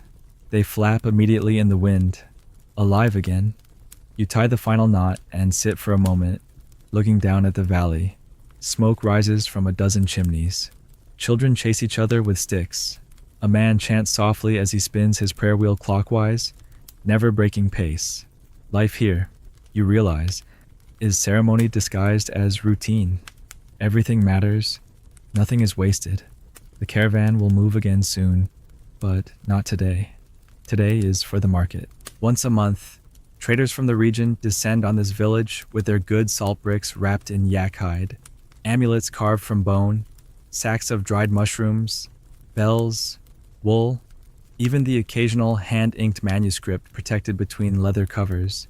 You wander through the rows slowly, every step bringing a new smell: smoke, meat, incense, mint, sweat. There's a rhythm to the market too, an unspoken choreography of bartering, inspecting, complimenting, declining. You try not to gawk, but it's impossible. A man demonstrates a singing bowl the size of your head, striking it with a wooden mallet and sending a deep hum spiraling into your ribs. You feel it more than hear it. Another vendor sells medicinal powders, each in its own parchment packet, labeled with a swirl of letters you can't read. He smiles, points at your cracked lips, and hands you a paste that smells like pine and copper. You smear it on. It stings, then soothes. You nod your thanks. He winks. One stand catches your eye, a young woman selling small statues of the Buddha, each carved from different stone: black basalt, green jade, milky quartz. She notices your hesitation and picks one up, pressing it gently into your palm. It's cool, smooth, heavier than expected. You want to buy it, but you have nothing to offer. You reach for a coin out of habit, then stop, embarrassed. She sees your awkwardness, shrugs, and gestures toward your satchel. Trade, she says simply.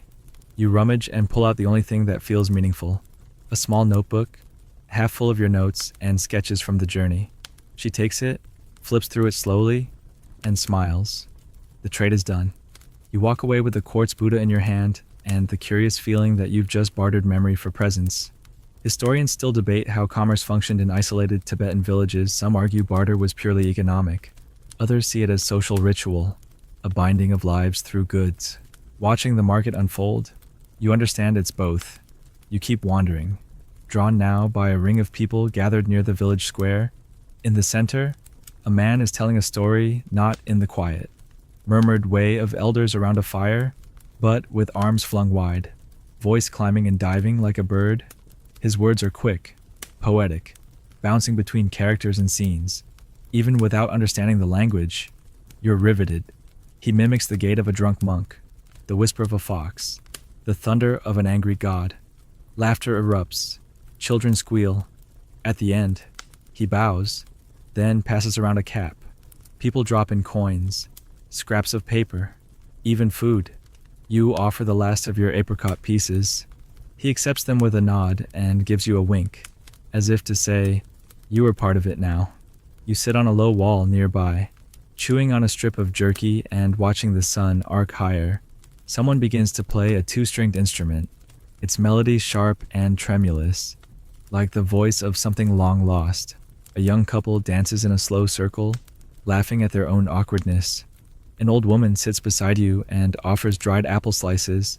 You take one, nod in thanks, and she smiles at your pronunciation of Tashi Dalek. It isn't perfect, but it's enough. The day drifts on like the prayer flags overhead, tugged by wind, frayed at the edges, but still flying. In the late afternoon, you help load the supplies again. The caravan is ready to move at dawn. Tents are packed, food wrapped tightly, the yaks groomed and fitted with their colorful harnesses. You check your boots, retie your sash, and place the quartz Buddha carefully inside a wool pouch near your chest. That evening, a final dinner is shared. Not a feast, but something close: dumplings stuffed with turnip and spiced meat, a thick stew of lentils, and for dessert, sweetened rice cooked with raisins and cardamom. It tastes like comfort, like an apology for what tomorrow might bring. The wind begins to rise as night falls. You sit near the fire, wrapped tightly in your chuba, sipping tea that burns your tongue. Stories are told, again, some real, some not, but all true in the way stories are when spoken under stars. You lie back in the cold, staring up, letting your breath blend with the smoke. Your muscles ache, your fingers are raw, but your heart feels like it fits in your chest better than it used to, like it's grown the right shape for this place. Before sleep, you press the small quartz Buddha into your palm. Its smoothness reminds you of the market, the girl's eyes, the notebook now in someone else's hands. You think of the stories passed along, traded, lost, remade. You wonder what story you've become part of. Not the hero, not the wanderer, not even the guest, just someone who came, watched, walked, and learned how to stay quiet long enough for the land to speak. You fall asleep with that thought curled against your ribs, carried off not by dreams, but by the steady rhythm of wind moving through the valley, whispering promises only silence can keep. You break camp before first light, moving through the soft blue hush of dawn with numb fingers and stiff boots. The stars haven't quite surrendered yet, clinging faintly above the peaks, and the earth underfoot crackles with ice that formed overnight while you slept beneath your chuba, curled like a comma between breaths. The caravan is quieter than usual, no idle jokes, no clattering bowls, just the sound of rope tightening, hooves shifting, and the muted coughs of yaks waking reluctantly to another day's burden. Today's route, you're told, is steep. You nod, already resigned. At this point, hardship doesn't surprise you, it simply arrives, knocks once, then walks alongside you like an old traveling companion. The first few hours are a steady climb, the trail winding between jagged outcrops and frozen streams. You ascend slowly, each step deliberate, your breath visible in the brittle air. As you climb higher, the landscape changes. Trees, already sparse, vanish entirely. The only color now comes from lichen on rocks and the frayed ends of prayer flags left behind by travelers you'll never meet. The sky expands above you, unclouded, mercilessly bright, and every exposed part of you begins to sting, not from cold exactly, but from a kind of rawness the wind seems to enjoy. And still, you keep climbing. Around midday, the group pauses to rest near a small plateau where a cluster of mani stones have been stacked in careful spirals. You take a moment to walk among them, running your gloved fingers over the carved syllables, faded by time but still legible Om Mani Padme Hum, again and again, as if the mountains themselves whisper it under their breath. You sit on a flat rock, chew a piece of dried cheese, and drink water that tastes faintly of metal. The world around you is utterly silent, not empty, just suspended. Even the yaks seem reverent here. Historians still puzzle over the proliferation of mani stones in the most remote corners of the Himalayas. Were they built by pilgrims, monks, or simple shepherds hoping for protection? No one agrees. But standing here, you feel their purpose more than understand it, to mark presence, to name the sacred in the middle of nowhere. The break is brief, the ascent resumes. This leg of the journey is the steepest yet an unforgiving incline of shale and snow that forces you into a rhythm so slow, it might as well be prayer. Your legs burn, your lungs scrape at the air, and your pack feels like it has doubled in weight. The path narrows into a ledge barely wide enough for one person, sloping downward on one side into what looks like a bottomless gulch. You don't look down. You don't speak. You place your feet where others have placed theirs, and you trust that's all you can do. Eventually, after what feels like an entire lifetime measured in trembling calves and wind-burnt cheeks, the trail levels. You reach a windswept ridge and see it a stone cairn taller than a man, draped in fresh prayer flags that snap and curl in the alpine gusts. The pass? You made it. No applause, no triumph, just breath and the view. Oh, the view, endless ridgelines layered like waves, each one fading softer into blue. You stand there, not to take a photo or check a box, but because your legs have given out and your soul has stood up. One of the elders in the group steps beside you and places a small white scarf kata into your hand. You offer, he says, and gestures toward the cairn. You walk slowly to it, heart thudding for reasons you can't name, and tie the scarf among the others. It flutters instantly, joining the hundreds before it, each one a breath of gratitude folded into fabric. You bow once, not because you're told, but because everything in you wants to. The descent begins. And while going down is physically easier, it comes with a new challenge, cold. The shadows fall faster on this side of the mountain, and the wind grows sharp, slicing through layers and into joints already worn thin. You move quickly, not from strength, but from necessity. The trail winds through ice-slick rock and frozen streams you cross by hopping from stone to stone. A misstep would mean a fall you might not rise from. But you don't fall. Not today. As dusk approaches, the group reaches a sheltered valley nestled in the curve of the mountains, a bowl of silence and snow, perfect for setting camp. Fires are lit, tents are raised, and you sink to the ground, every muscle sighing in relief. Someone hands you soup, thin, hot, full of barley and tiny bits of meat. You slurp it quickly, burning your tongue and not caring. Nearby, the elders form a loose circle and begin chanting softly. It's not formal, just low tones humming into the darkness, a sound as old as breath. You sit close, not to join, but to be near it, to be warmed by something deeper than fire. One of them begins telling a story, part myth, part history, about a lama who once crossed these mountains in a blizzard, guided only by a dream of light in the snow. He arrived starved and frostbitten, but alive, and built a shrine where he collapsed. The shrine, they say, is still there. You ask where. The elder shrugs. Somewhere close or far. That part changes. You smile. Of course it does. That night, you can't sleep. The altitude presses against your chest, and the silence is so complete, it feels loud. You lie there under your chuba, eyes open, watching your breath make tiny clouds above your face. The stars wheel overhead, indifferent and infinite. You think about the scarf you left at the pass, about what you offered, and what you didn't. You think about how far you've come, and how little that seems to matter up here. Then you close your eyes, not to escape, but to listen. And in the deep stillness between one breath and the next, you hear it, not words, not music, but something shaped like welcome. By morning, a thin crust of ice covers everything, tents, boots, even the ropes binding the yak's packs.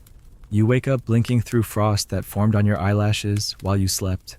Your limbs are slow to respond, aching from the cold and the altitude, but there's no time to linger.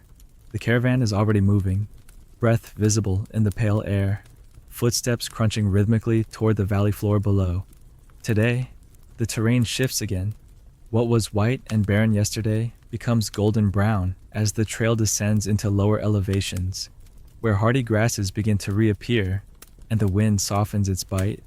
You take deep, careful breaths, marveling at how much more generous the air feels.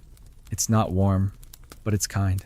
The descent eases the strain on your legs, though your knees now take the punishment, each step thudding through joints that have begun to stiffen like old wood. The land opens up, revealing a dry riverbed where the caravan pauses. Here, you learn, is a seasonal camp used for a few weeks a year by traders and pilgrims alike. Its stone fire rings and flat patches of earth familiar to generations of wanderers. As you help set up camp, you notice something new, a cluster of large, flat stones, arranged in a wide circle, each etched with symbols and worn indentations that don't seem decorative. You ask a woman beside you, and she nods. Astrology, she says. Sky things. Later. A younger monk explains more. This site was once used by astrologers who charted journeys not just across the land, but through time itself. They'd sit here under the stars with ink and copper tools, mapping planetary movements to decide when a child should be born, when a couple should marry, when a caravan should depart. Historians still argue how precise these early calculations were. Some dismiss them as myth. Others marvel at their accuracy, despite rudimentary instruments. But here, you feel no need to debate. You can imagine the sky as scripture, each star a syllable, the entire cosmos a calendar written in light. That night, you're invited to a reading not for you specifically, but for a woman seeking clarity about her son's future. A local astrologer arrives wrapped in a sheepskin cloak, eyes sharp and amused, like someone who knows too much and finds it funny. He carries a scroll tucked under one arm, a set of bone dice, and a small bronze mirror. He sets up at the stone circle after dark. Once the sky has fully revealed itself, you and others sit around him, shivering under layers, breath fogging in the moonlight. The astrologer consults his chart, mutters to himself, rolls the dice, and studies the sky. His hands move quickly, adjusting small counters on a worn wooden tray that looks older than the stones beneath it. When he finally speaks, it's slow and precise. The sun, he says, must wait until the third moon to travel east. Not before. A shadow lies in the northeast, but a window will open in spring. The family nods solemnly. No one questions the reading.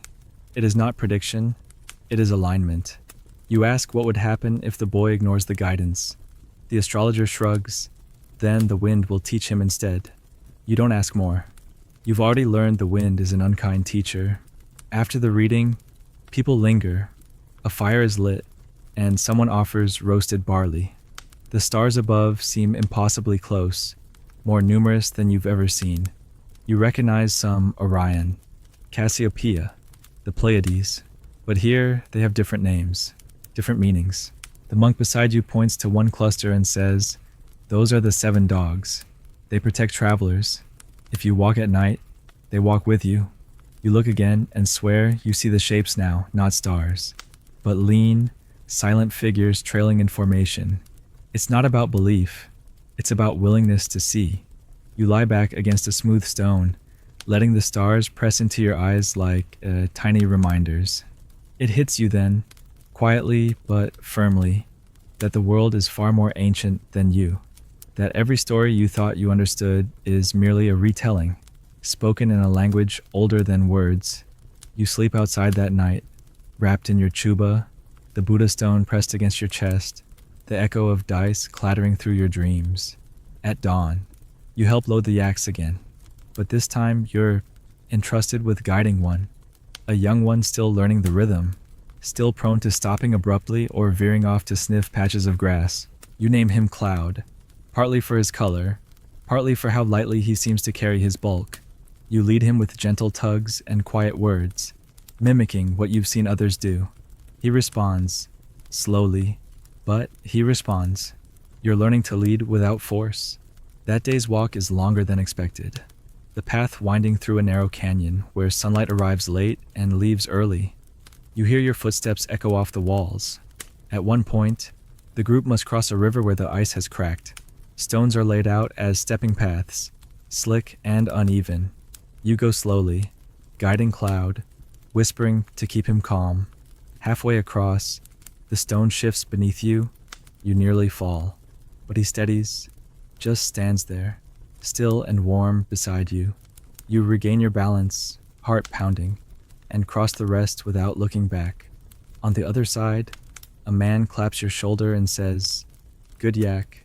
You nod. It's all the praise you need. That night, camp is quiet again. People are tired, not solemn. A small pot of chang is passed around. You sip it, feel it warm your stomach, your chest, your thoughts. One of the herders tells a story about a snowstorm so strong it erased a monastery. Not destroyed, it erased it, as if it was never there. Only the prayer wheels remained, spinning wildly in the wind. No one knows what happened to the monks.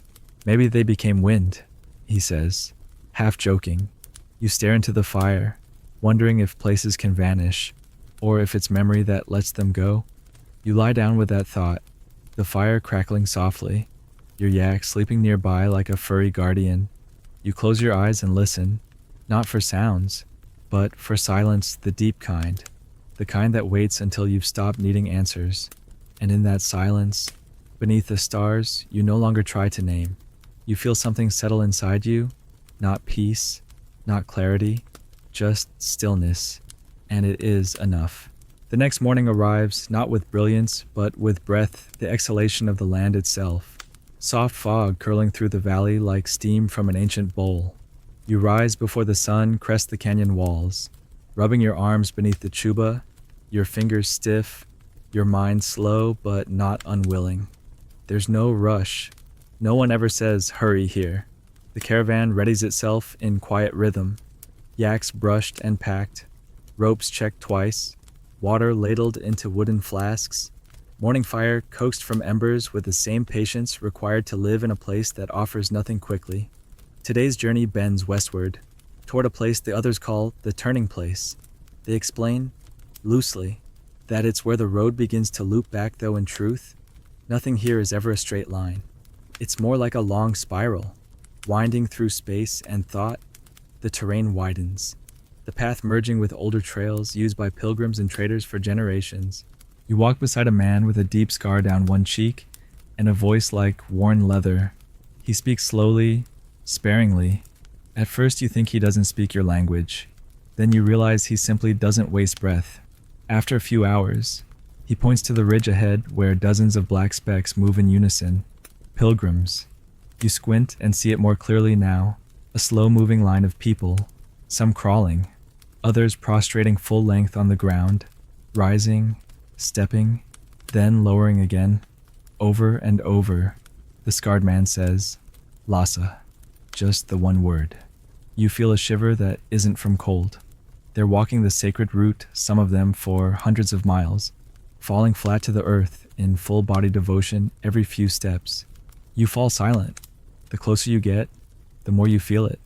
Not in sound, they are quiet, but in the weight of their presence. Dust clings to their clothes. Their hands are red and raw. Their faces cracked with sun and resolve. Some carry prayer wheels. Others carry nothing. One woman has tied thick leather to her palm so she can slide across the gravel without tearing open her skin. Her breath is steady, eyes unfocused, as though the landscape has disappeared, and all that remains is her body surrendering itself to motion. You want to say something, anything, but what language could carry the right sound instead? You step aside, let them pass. One of them, a boy no older than 14, pauses and meets your gaze. He smiles, not as a greeting, but as a kind of reminder that you're not merely passing through a land, but being witnessed by it.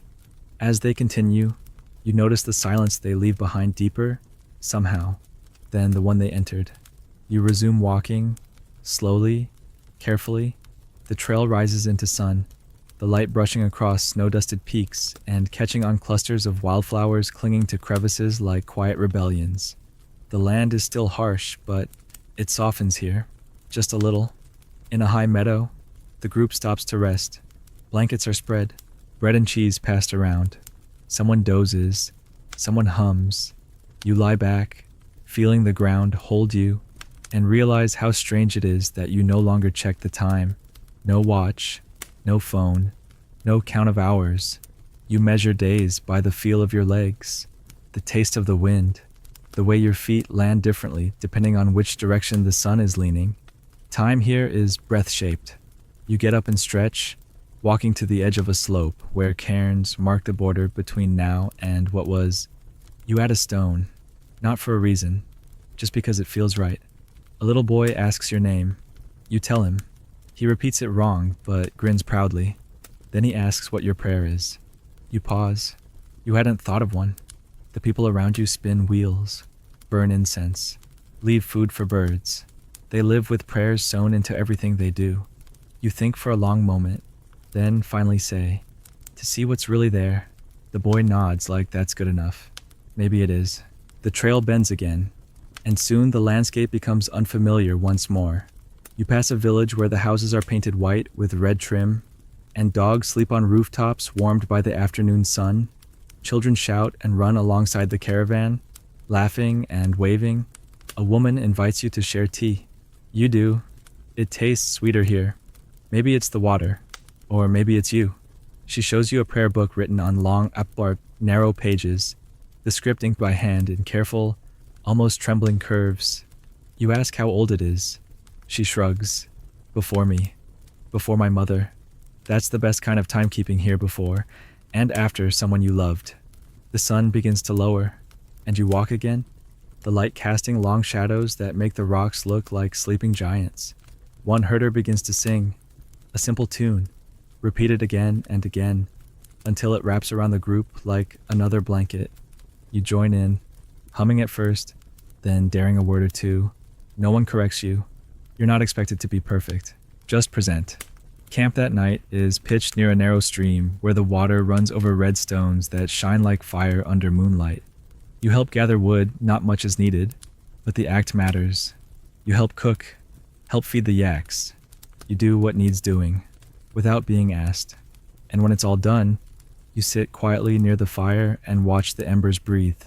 A woman sits beside you, wrapping wool into coils for weaving. She asks if you miss home. You pause, then say, "I'm not sure where that is anymore."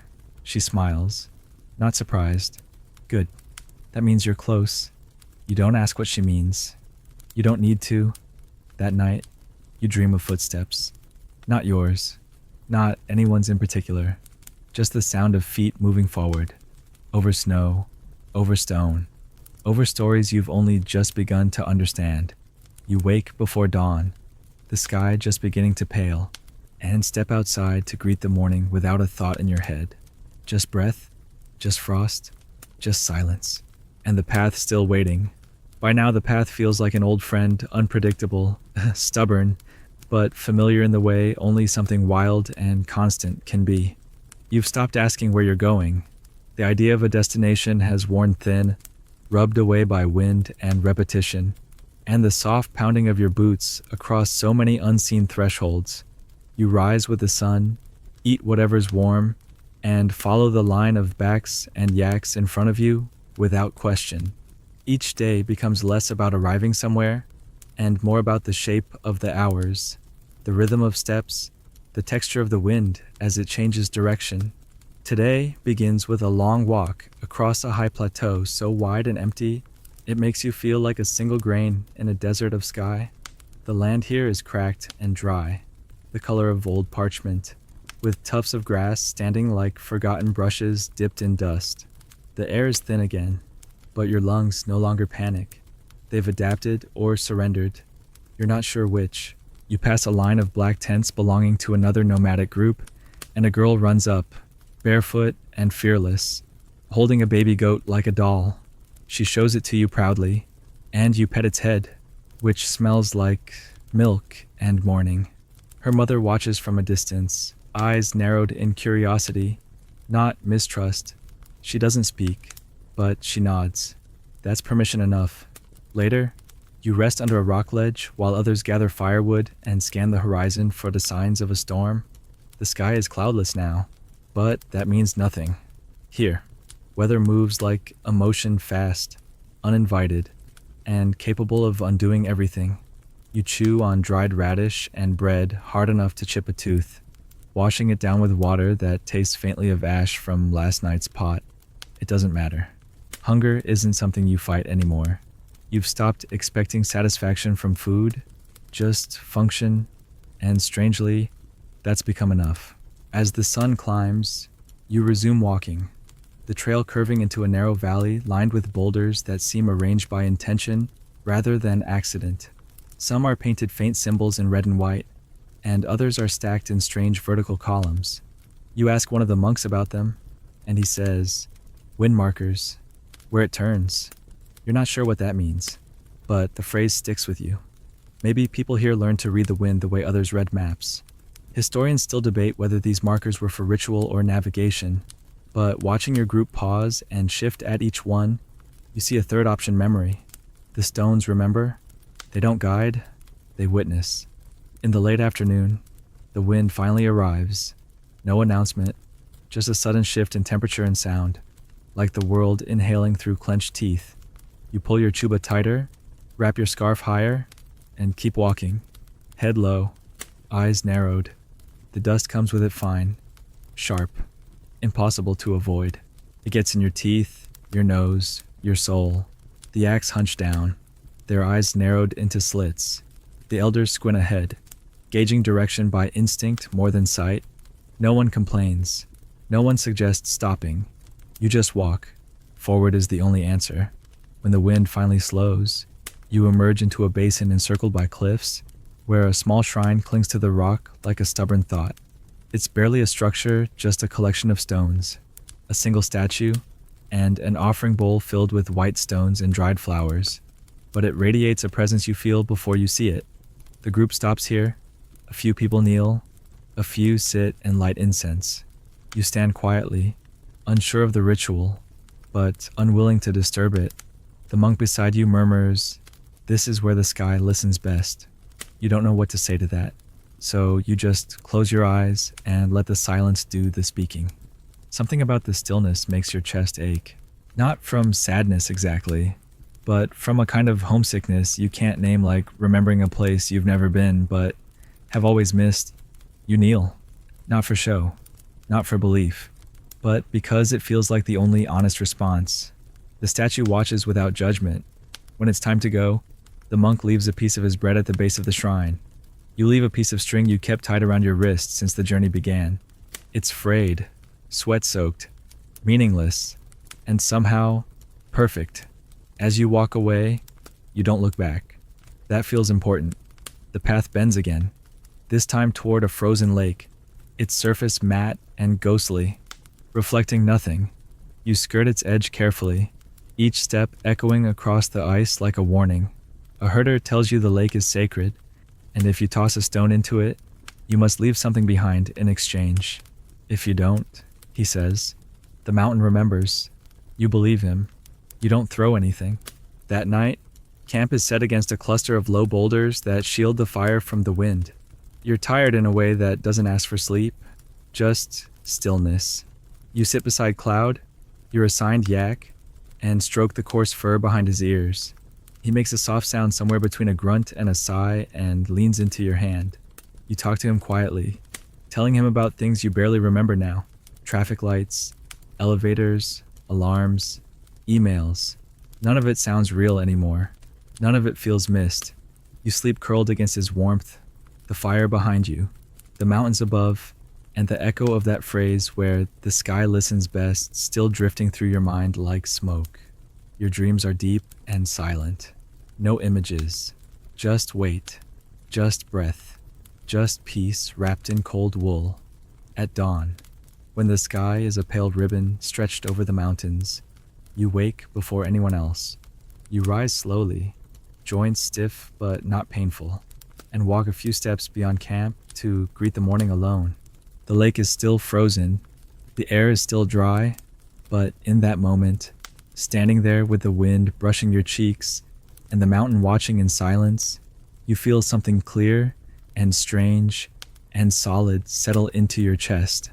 Not an answer, not a lesson, just a truth, one you don't need to explain or write down. You inhale, you exhale, and for the first time, maybe in your entire life, you feel exactly where you are. Outside, the sun has climbed higher. It glints off the stones, catching the edges of prayer flags fluttering from the rooftops like colored breaths: red, yellow, blue, white, green, each one meant to carry a silent prayer into the wind, a whisper riding the air forever. You squint against the light and feel its warmth on your cheek, as if the monastery's silence had followed you out and softened the sun itself. The others are gathered around the back of the building now, preparing a meal. You join them, kneeling beside a fire pit where a kettle rattles gently atop glowing coals. A woman is stirring a pot of soup, yak bone broth, barley, and foraged greens that smell faintly bitter. She hands you a wooden ladle, and without speaking, you help her stir. The act is small, but shared. It's enough. When the soup is ready, bowls are passed, and everyone eats together cross-legged in a rough circle on mats, back straight, eyes mostly lowered. It's not solemn, just still. Someone says a short phrase before the first spoonful, something like "Thugje che." You learn later it means thank you for compassion. You whisper it, just to try the shape of it in your mouth, and feel something in your chest loosen. After the meal, you help with the cleanup, rinsing bowls in cold stream water that numbs your hands but somehow feels good, pure, in a way soap never manages. The sun continues to warm the air, and some of the younger monks begin sweeping the courtyard, while others string fresh cloth over the prayer flag lines. A child offers you a brush and a small wooden board, motioning for you to paint. You hesitate, then sit. The board is rough, and the colors are faded pigments in tiny bowls. But you begin anyway, simple strokes. A circle, then another. It's not art. It's something smaller, quieter. When the boy looks at your work, he laughs, not mockingly, but joyfully, as though what you made surprised even the sky. You laugh too. You're not sure why. Laughter comes more easily here. You spend the rest of the afternoon walking the perimeter of the monastery alone. Small chortens, white stone stupas dot the edges, each holding a relic, or a memory, or simply a prayer someone needed to place into the earth. You walk clockwise, as you've learned to do, turning the prayer wheels that line the path. Each one spins with a low hum, the metal worn smooth by generations of hands. It's not effort anymore. It's instinct. You pass a monk sitting on a stone bench with his eyes closed and his lips barely moving. You don't interrupt. You don't speak. You simply walk. At the farthest corner of the monastery grounds, you find a ledge overlooking the valley below golden fields, grazing animals, a ribbon of river glinting in the sun. You sit there for a long time. No one joins you. And for once, you don't want anyone to. You place your hands in your lap and simply breathe. You think of nothing in particular, and everything at once: the frozen lake, the old monk with the statue, the woman at the market who took your notebook, the scarred man who said Lhasa like it was both a direction and a memory. You think of the wind markers, the turning place, the goats, the dance, the mask, the silence, the singing bowl. You think of the boy who asked you your prayer, to see what's really there. You look out now, and realize you are. The wind moves gently across the ledge, catching the hem of your chuba, brushing your cheek, lifting a strand of hair like a parent tucking it behind your ear. You close your eyes. There's nothing you need to do right now. No question to ask, no insight to chase. You are here. That's it. That's everything. When the sun begins to slip lower behind the ridge, you rise and return to the group. Evening chores are finishing, and the fire is already lit. Someone plays a soft melody on a stringed instrument, barely more than a hum. You sit down beside Cloud, who snorts softly and leans into you like he's known you forever. A monk places a bowl of warm milk in your hands. You drink it slowly, grateful. After dark, the sky fills with stars again, impossibly sharp and close. Someone tells a story about a mountain spirit that fell in love with a human, and how the snow on her shoulders melted every spring because of it. No one asks if it's true. Truth is different here, measured not by fact, but by whether your breath catches when you hear it. You sleep that night in a storeroom lined with sacks of grain and bundles of dried herbs, the scent of mint and barley soothing you into a deep, dreamless rest. And when you wake before dawn, no one tells you to move. You just know. You pack your things, fold your blanket, tie your boots, pat Cloud gently on the neck. You are ready. The road continues not forward, not back, just on, through the next valley, past the next wind marker, toward whatever stillness waits to be witnessed next. You leave the monastery without ceremony, the kind you've grown to recognize as the truest kind. No speeches, no farewells, just a nod from a young monk at the gate and the quiet understanding that when you carry something within, there's no need to hold it in your hands. The trail beyond dips gently at first, threading through a sparse grove of junipers whose twisted limbs claw the sky in frozen gestures. Their scent lingers in the air, sharp, resinous, oddly cleansing, and you walk slower, inhaling deeply as the caravan moves ahead of you, their footsteps muffled by dry needles and soft dust. The light filters through the trees like it's being poured, not cast, golden and heavy as syrup. You catch up near a ridge where the group has paused. Below lies another valley, broad and flat, marked by a river that coils like a silver snake across the land.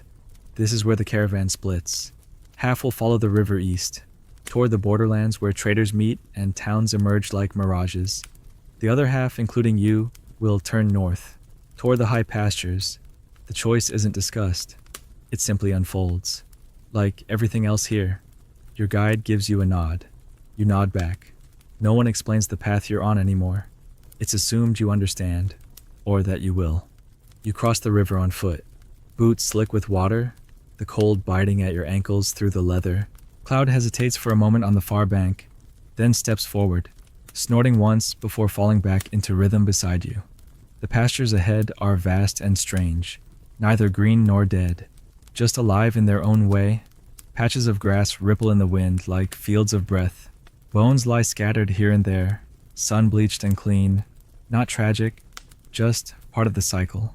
One of the herders points out a pile of stones on a knoll, a sky burial site, where bodies are given to the birds and the elements, allowed to return to what they were without fire or soil. You pause there, not out of fear, but out of something deeper, a kind of reverence. The stones are marked with prayer flags, small carvings, and feathers caught in crevices. You think about the rituals of home boxes and flowers and carefully spoken words. This feels different, lighter, not dismissive, but accepting. The idea that even in death, one continues, not as a ghost, not as memory, but as wind, as wing. You kneel for a moment, place your palm flat on one of the stones, and whisper nothing, just breath. The wind answers, briefly, or maybe it's silence pretending to be sound. You move on. The path narrows again, cutting between cliffs that feel close enough to touch on both sides.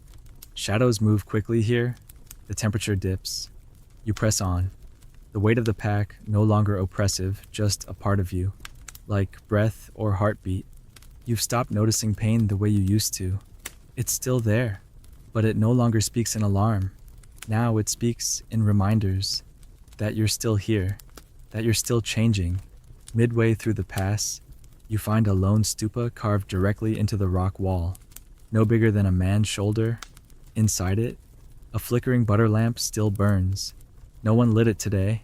Someone lit it long ago, and the fire has been kept by those who passed after. You light another wick and place it beside the old one, not because it's expected, but because you want to. You don't make a wish. You just let the light exist. You reach the next camp near dusk, in a shallow basin with scattered boulders and a single yak pen built from driftwood and stone. The tents go up quickly. There's no temple here, no shelter, just the wide bowl of earth and sky and the thin sound of a reed flute someone plays without rhythm near the fire. You sit with them 3 others, their faces half lit, half shadowed, and share roasted roots, a few strips of meat, and water that tastes of cold copper. No stories are told, just the occasional grunt, the passing of a bowl, the flick of a coal back into the fire. This is companionship here, not talk, but presence. Later, you lie in your blanket, cloud curled nearby like a breathing hill.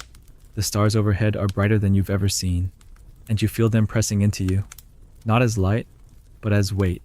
You remember a line from a book, maybe one you read years ago, maybe one you dream the stars don't shine. They wait. You fall asleep under that thought. In the early hours before dawn, something wakes you, not sound, not movement, but a feeling. You step outside, careful not to disturb the others, and walk a short way up the ridge, where the wind has carved patterns in the dust like ancient script. There, in the hush before morning, you see it, a wolf, standing on the far edge, silhouetted against the last blue of night. It doesn't move. Neither do you. You stare at each other across the space of breath, and in that instant, you feel no fear, just a recognition. Two beings, silent, alone, surviving. It turns its head slightly, then disappears into the rock. You stay there long after it's gone, the echo of its presence stitched into your skin. When you return to camp, the first kettle has begun to boil, and the others stir, rubbing their eyes, adjusting their belts. The day begins again, like a page turned with care. You don't speak of the wolf. You don't need to. Later, as you walk, the trail rises toward the ridgeline again, where wind towers hum and stones are stacked into new shaped circles, arrows, figures with arms raised to the sky. You add a stone to one and I keep going.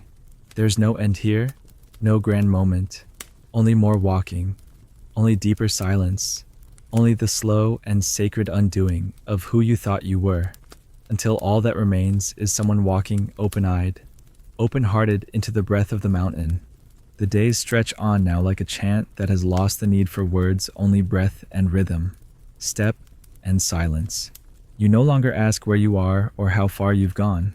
The idea of distance has dissolved into something else, something measured not in miles, but in the weight of your gaze, the stillness in your shoulders, the way your thoughts now arrive slower, quieter, and often leave unspoken. The land around you has grown harsher again, rockier, colder, higher, but you meet it not with resistance, only recognition. You have been shaped by it, and it has accepted you, not with kindness, but with endurance. Today, you climb. The trail sharpens into a steep incline that threads its way through scree fields and switchbacks. With boulders that loom like sleeping sentries on either side, the air thins with every breath, and your thighs ache almost immediately. But your body doesn't protest, it just adjusts. The others move with the same slowness, each person their own silent metronome of breath and grit. Cloud lumbers behind you, unfazed, carrying his weight with quiet dignity. The wind is constant now, carving across your face, snapping your scarf loose, and whistling through the stones like a ghost too bored to haunt. Near midday, the group pauses beside a small glacial pond, its surface frozen over with a delicate lattice of ice so thin it looks like spun glass. Beneath it, the water moves slowly, the colors impossibly clear, turquoise fading into black. One of the herders kneels, breaks the ice with a stone, and dips a ladle in without hesitation. You watch, then do the same. The cold burns your teeth, but the taste is like nothing you've had before. Not sweet, not metallic, just clean. So clean it makes you shiver. It feels like memory. You refill your flask and follow the others upward, the trail narrowing until the caravan moves single file along a ledge no wider than your shoulders. Below, a vast drop yawns into a valley veiled in cloud. You don't look down, you don't look back, you only move. At the top of the climb, you reach what the locals call a sky gate, not a real gate, but two tall cairns built opposite each other at a pass between peaks. Bright cloths are tied between them, flapping like wings. The wind howls here, louder than any place you've known. It screams through the rocks, past your ears, through your skin. It feels like being scrubbed clean. The group stops, and one by one, people add something to the cairns: a stone, a coin, a piece of wool, a prayer. You have nothing left in your pockets, so you kneel, press your forehead to the cold earth, and whisper the name of someone you miss, not for them to hear, but for the mountain to remember. Then you stand. The descent is harder than the climb, slick with loose stones and melting snow. You move slowly, sliding sometimes, catching yourself with your staff. At one point, you fall. Not hard, just enough to scrape your palm and jolt your breath. You sit there for a moment, stunned, not in pain, but reminded. You are still mortal, still soft. One of the monks helps you up without a word, dusts off your shoulders, and continues walking. You do the same. That night's camp is lower, nestled in a narrow gorge where the wind is quieter and the fire doesn't fight to stay alive. You soak your hand in hot tea before wrapping it. The scrape already throbs, but you don't mind. It feels earned. Around the fire, someone begins to sing. A new voice, low and gravelly, singing in a dialect you don't recognize. The song is slow and winding, with pauses that feel like footsteps. You don't need to know the words. You close your eyes and listen. The flames crackle, the stars peek through the gorge above. Cloud settles beside you, his warmth a shield against the cold that creeps up from the earth. You think about the cairns, about the name you left there, about what it means to carry memory into silence and leave it like an offering. You sleep without dreams, just darkness, steady and deep. Morning comes soft and silver, and the trail turns once again, this time into a series of winding steps carved into stone, leading down into a valley where the grass returns and birds call out across wide open air. You feel the shift immediately, not just in temperature, but in tone. The land here is gentler, the trees are taller, there is color again, moss, lichen, even the petals of tiny purple flowers clinging to cracks in the rock. A village waits below, its white walls clustered together like a herd pressed against the wind. Smoke curls from chimneys. You can smell stew. You walk into it like someone returning from war, not triumphant, not broken, just quiet.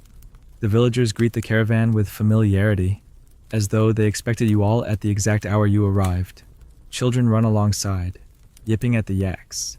You're given a bowl of warm porridge without asking, and someone guides you to a sleeping mat in a low house built from stone and earth. You sit, eat, say nothing. The heat of the food loosens something inside you. Later, you help unload supplies, stacking salt bricks and dried meat, arranging wool into bundles. A man hands you a carved stick and shows you how to use it to dig small irrigation channels through the dirt. You do it gladly. You don't ask why. Work, here, is part of breathing. That evening, a feast is held modest, but full of laughter. Steamed dumplings, butter tea, sweets made from barley and honey. You eat with both hands. You haven't seen this many people in one place in weeks, but the noise doesn't bother you. It wraps around you like a song you used to know. Someone claps a drum, another starts to dance. You sit near the wall and watch. A child climbs into your lap without asking, and you let them. They fall asleep quickly, their breath soft against your chest. You think of the wolf, of the monastery, of the prayer wheels, of your own voice, which you haven't used much lately. You whisper to the sleeping child, just one word, here. Then you close your eyes and let the night hold you. The next morning, the child is gone before you wake. And for a moment you wonder if you imagine the weight of their small body curled against yours, the warmth that lingered even after sleep. But then you notice a scrap of woven cloth tucked beside your mat, coarse, brightly dyed, tied with a clumsy knot, a gift, a gesture, something left in thanks, or perhaps in kinship. You tuck it into your pouch, beside the quartz Buddha and the bit of string from the sky gate, and stand slowly, stretching your limbs in the hush of early morning. The village is stirring soft voices, the thump of buckets lowered into wells, the bark of a dog too sleepy to mean it. You join the others outside, where the air is already warming, and a soft mist clings to the fields like breath, still deciding whether to rise or stay. Today, you're told, is the final ascent before the caravan loops back toward its starting point, though that word, starting, feels impossible now, like something from a life you only half remember. You pack your things without thought, your hands moving from habit, your boots laced tight not because you need to leave, but because the trail still asks. And when the caravan departs, You follow it without question. The path cuts through terraces that have been carved into the hills over generation steps, in the land held up by stacked stones, watered by narrow streams, alive with stalks of barley that sway as you pass. The green is shocking. After weeks of rock and snow and silence, the sight of plants tall enough to brush your fingertips feels like a kind of mercy. Farmers wave from their fields, their hands coated in dust, their faces wrinkled into permanent half-smiles. One of them calls out to offer you a piece of dried fruit, and you take it with both hands, bowing low. It's sweet and sour and real. Everything tastes more real now. The climb begins slowly, then steepens as the terraces end and the trail becomes stone again. The group spreads out. You walk near the middle, behind the monks and ahead of the yaks. Cloud is steady beside you, his breath puffing in soft clouds, his pace unhurried, as though he knows where this leads and knows not to race. Around midday, you reach a narrow pass lined with mani stones stacked in spirals, each etched with prayers so weathered they seem to hum rather than speak. A breeze rises as you walk between them, and for a moment it feels like you're moving through a tunnel of whispers, voices not meant to instruct, only to witness.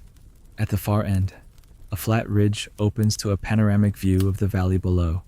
You stop there, along with the others, and rest. No one says it, but everyone knows this is the turning place, not because a map says so, but because something in the air does. You sit down on a rock warmed by the sun, pull out the child's cloth from your pouch, and hold it in your lap. The threads are uneven, the dye is blotchy, and yet it feels more perfect than anything you've owned.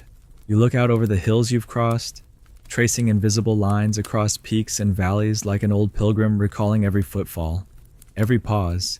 You remember the monastery's chant, the old man's carving, the night dances, the wolf, the lake, the child's breath against your chest. It's all there, not fading, not filed away, present, as real as the dust in your boots. Historians often write about these pilgrimages as if they're trials of body, of faith, of survival. But you know now it's not about proving something. It's about becoming quiet enough to hear what's already there. You don't need to finish the trail to arrive. You just need to return to yourself. A breeze rises, tugging at your scarf, your sleeves, your thoughts. You stand, take one last look at the ridgeline, and turn to follow the path that now bends homeward. The descent is slow. The sun stays warm, but not harsh. Birds move overhead, hawks, maybe, or crows, circling far above as if watching the caravan retrace its steps. The group walks differently now. Not slower, not faster, just deeper. Every step feels anchored.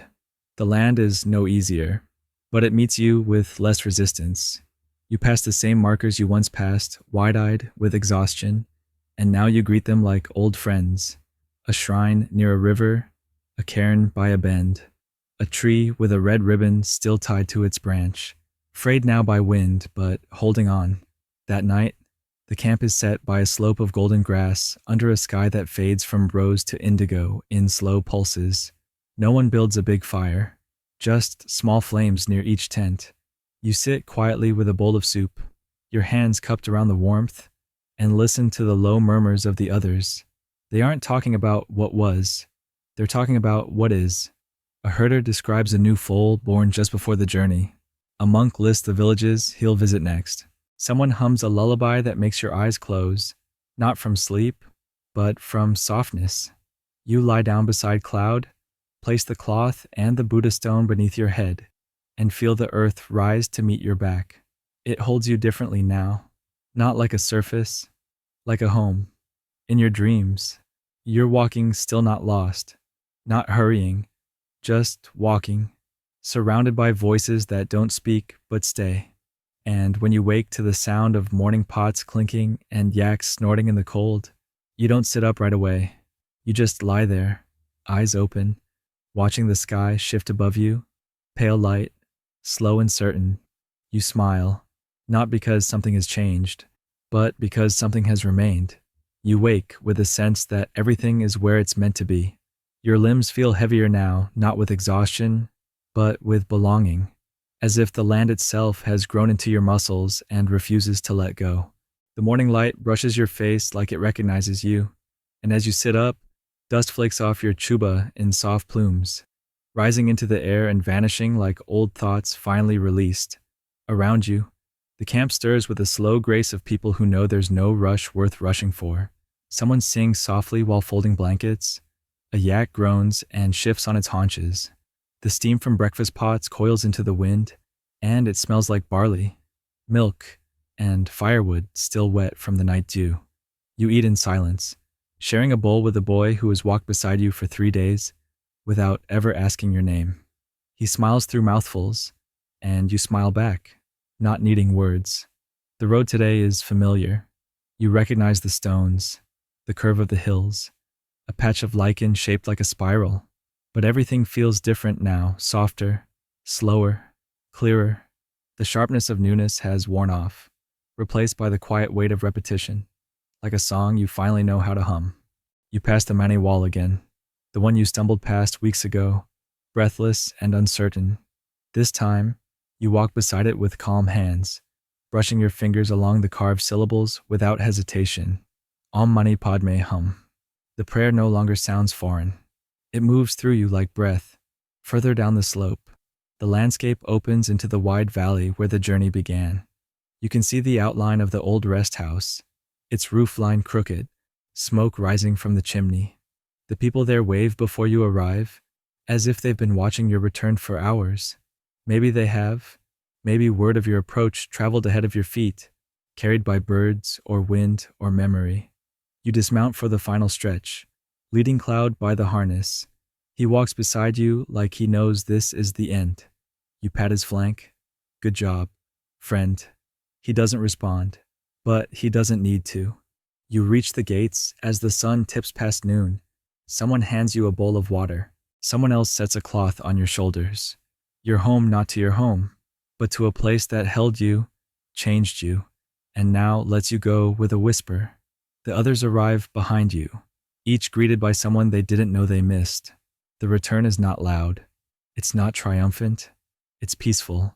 Everyone begins unpacking without instruction. You help unstrap Cloud's burden, lifting bundles off his back with the muscle you've gained and the steadiness you didn't know you had. He snorts once and walks off toward the grazing field. You watch him go. Then you carry your things to the same room where you slept that first night, still dark, still cold, still full of quiet corners. You roll out your mat, sit cross-legged, and place the small objects in front of you, the quartz Buddha, the child's cloth, the frayed string from the sky gate, the coin given to you at the river crossing, and a pebble shaped like an eye you don't remember picking up. You arrange them without thought. Not an altar, not a ritual, just proof. Proof that you were there, that you walked, stumbled, saw, listened, endured, that you kept going. Outside, people gather around the fire pit. You join them, bowl in hand, and eat slowly. Someone is telling a story you've already heard, but now it sounds different. Maybe because you're different. Maybe because you finally know how to hear it. Later, as the stars rise, a monk sits beside you and asks, "What did you find?" You think for a long time, not to invent a clever answer, but to listen for the one already waiting. Not answers, you say, just less noise. He smiles, nods, and says nothing else. You fall asleep early, wrapped in your chuba, and dream of soft hills, spinning wheels, and footsteps that echo not because they are loud, but because they are true. In the morning, you wake before the others. You step outside barefoot, the earth cool and clean.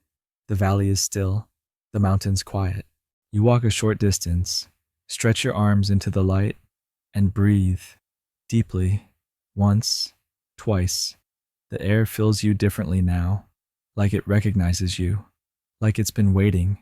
You turn back toward the house, toward the path you came from, and whisper one last time, not goodbye, not thank you, just here, just now, just this. As the journey closes, allow the rhythm of the steps, the breath of the mountains, and the hush of the wind to settle softly around your thoughts. There's nothing more to chase tonight, no lessons to learn, just the quiet weight of having walked far enough to feel still. Let your body soften, as if the earth itself were holding you not tightly, but gently, like water cupping a fallen leaf. Feel the space behind your eyes grow wider. Feel your breath slow, deepen. Let the memories of stone paths, flapping flags, and voices carried on wind drift outward, like lanterns on a calm river. You've gone far, you've seen much, but now you return not to what was, but to what is, to the quiet, to the breath, to the stillness waiting beneath every step. The journey does not end here, but for tonight, you may rest.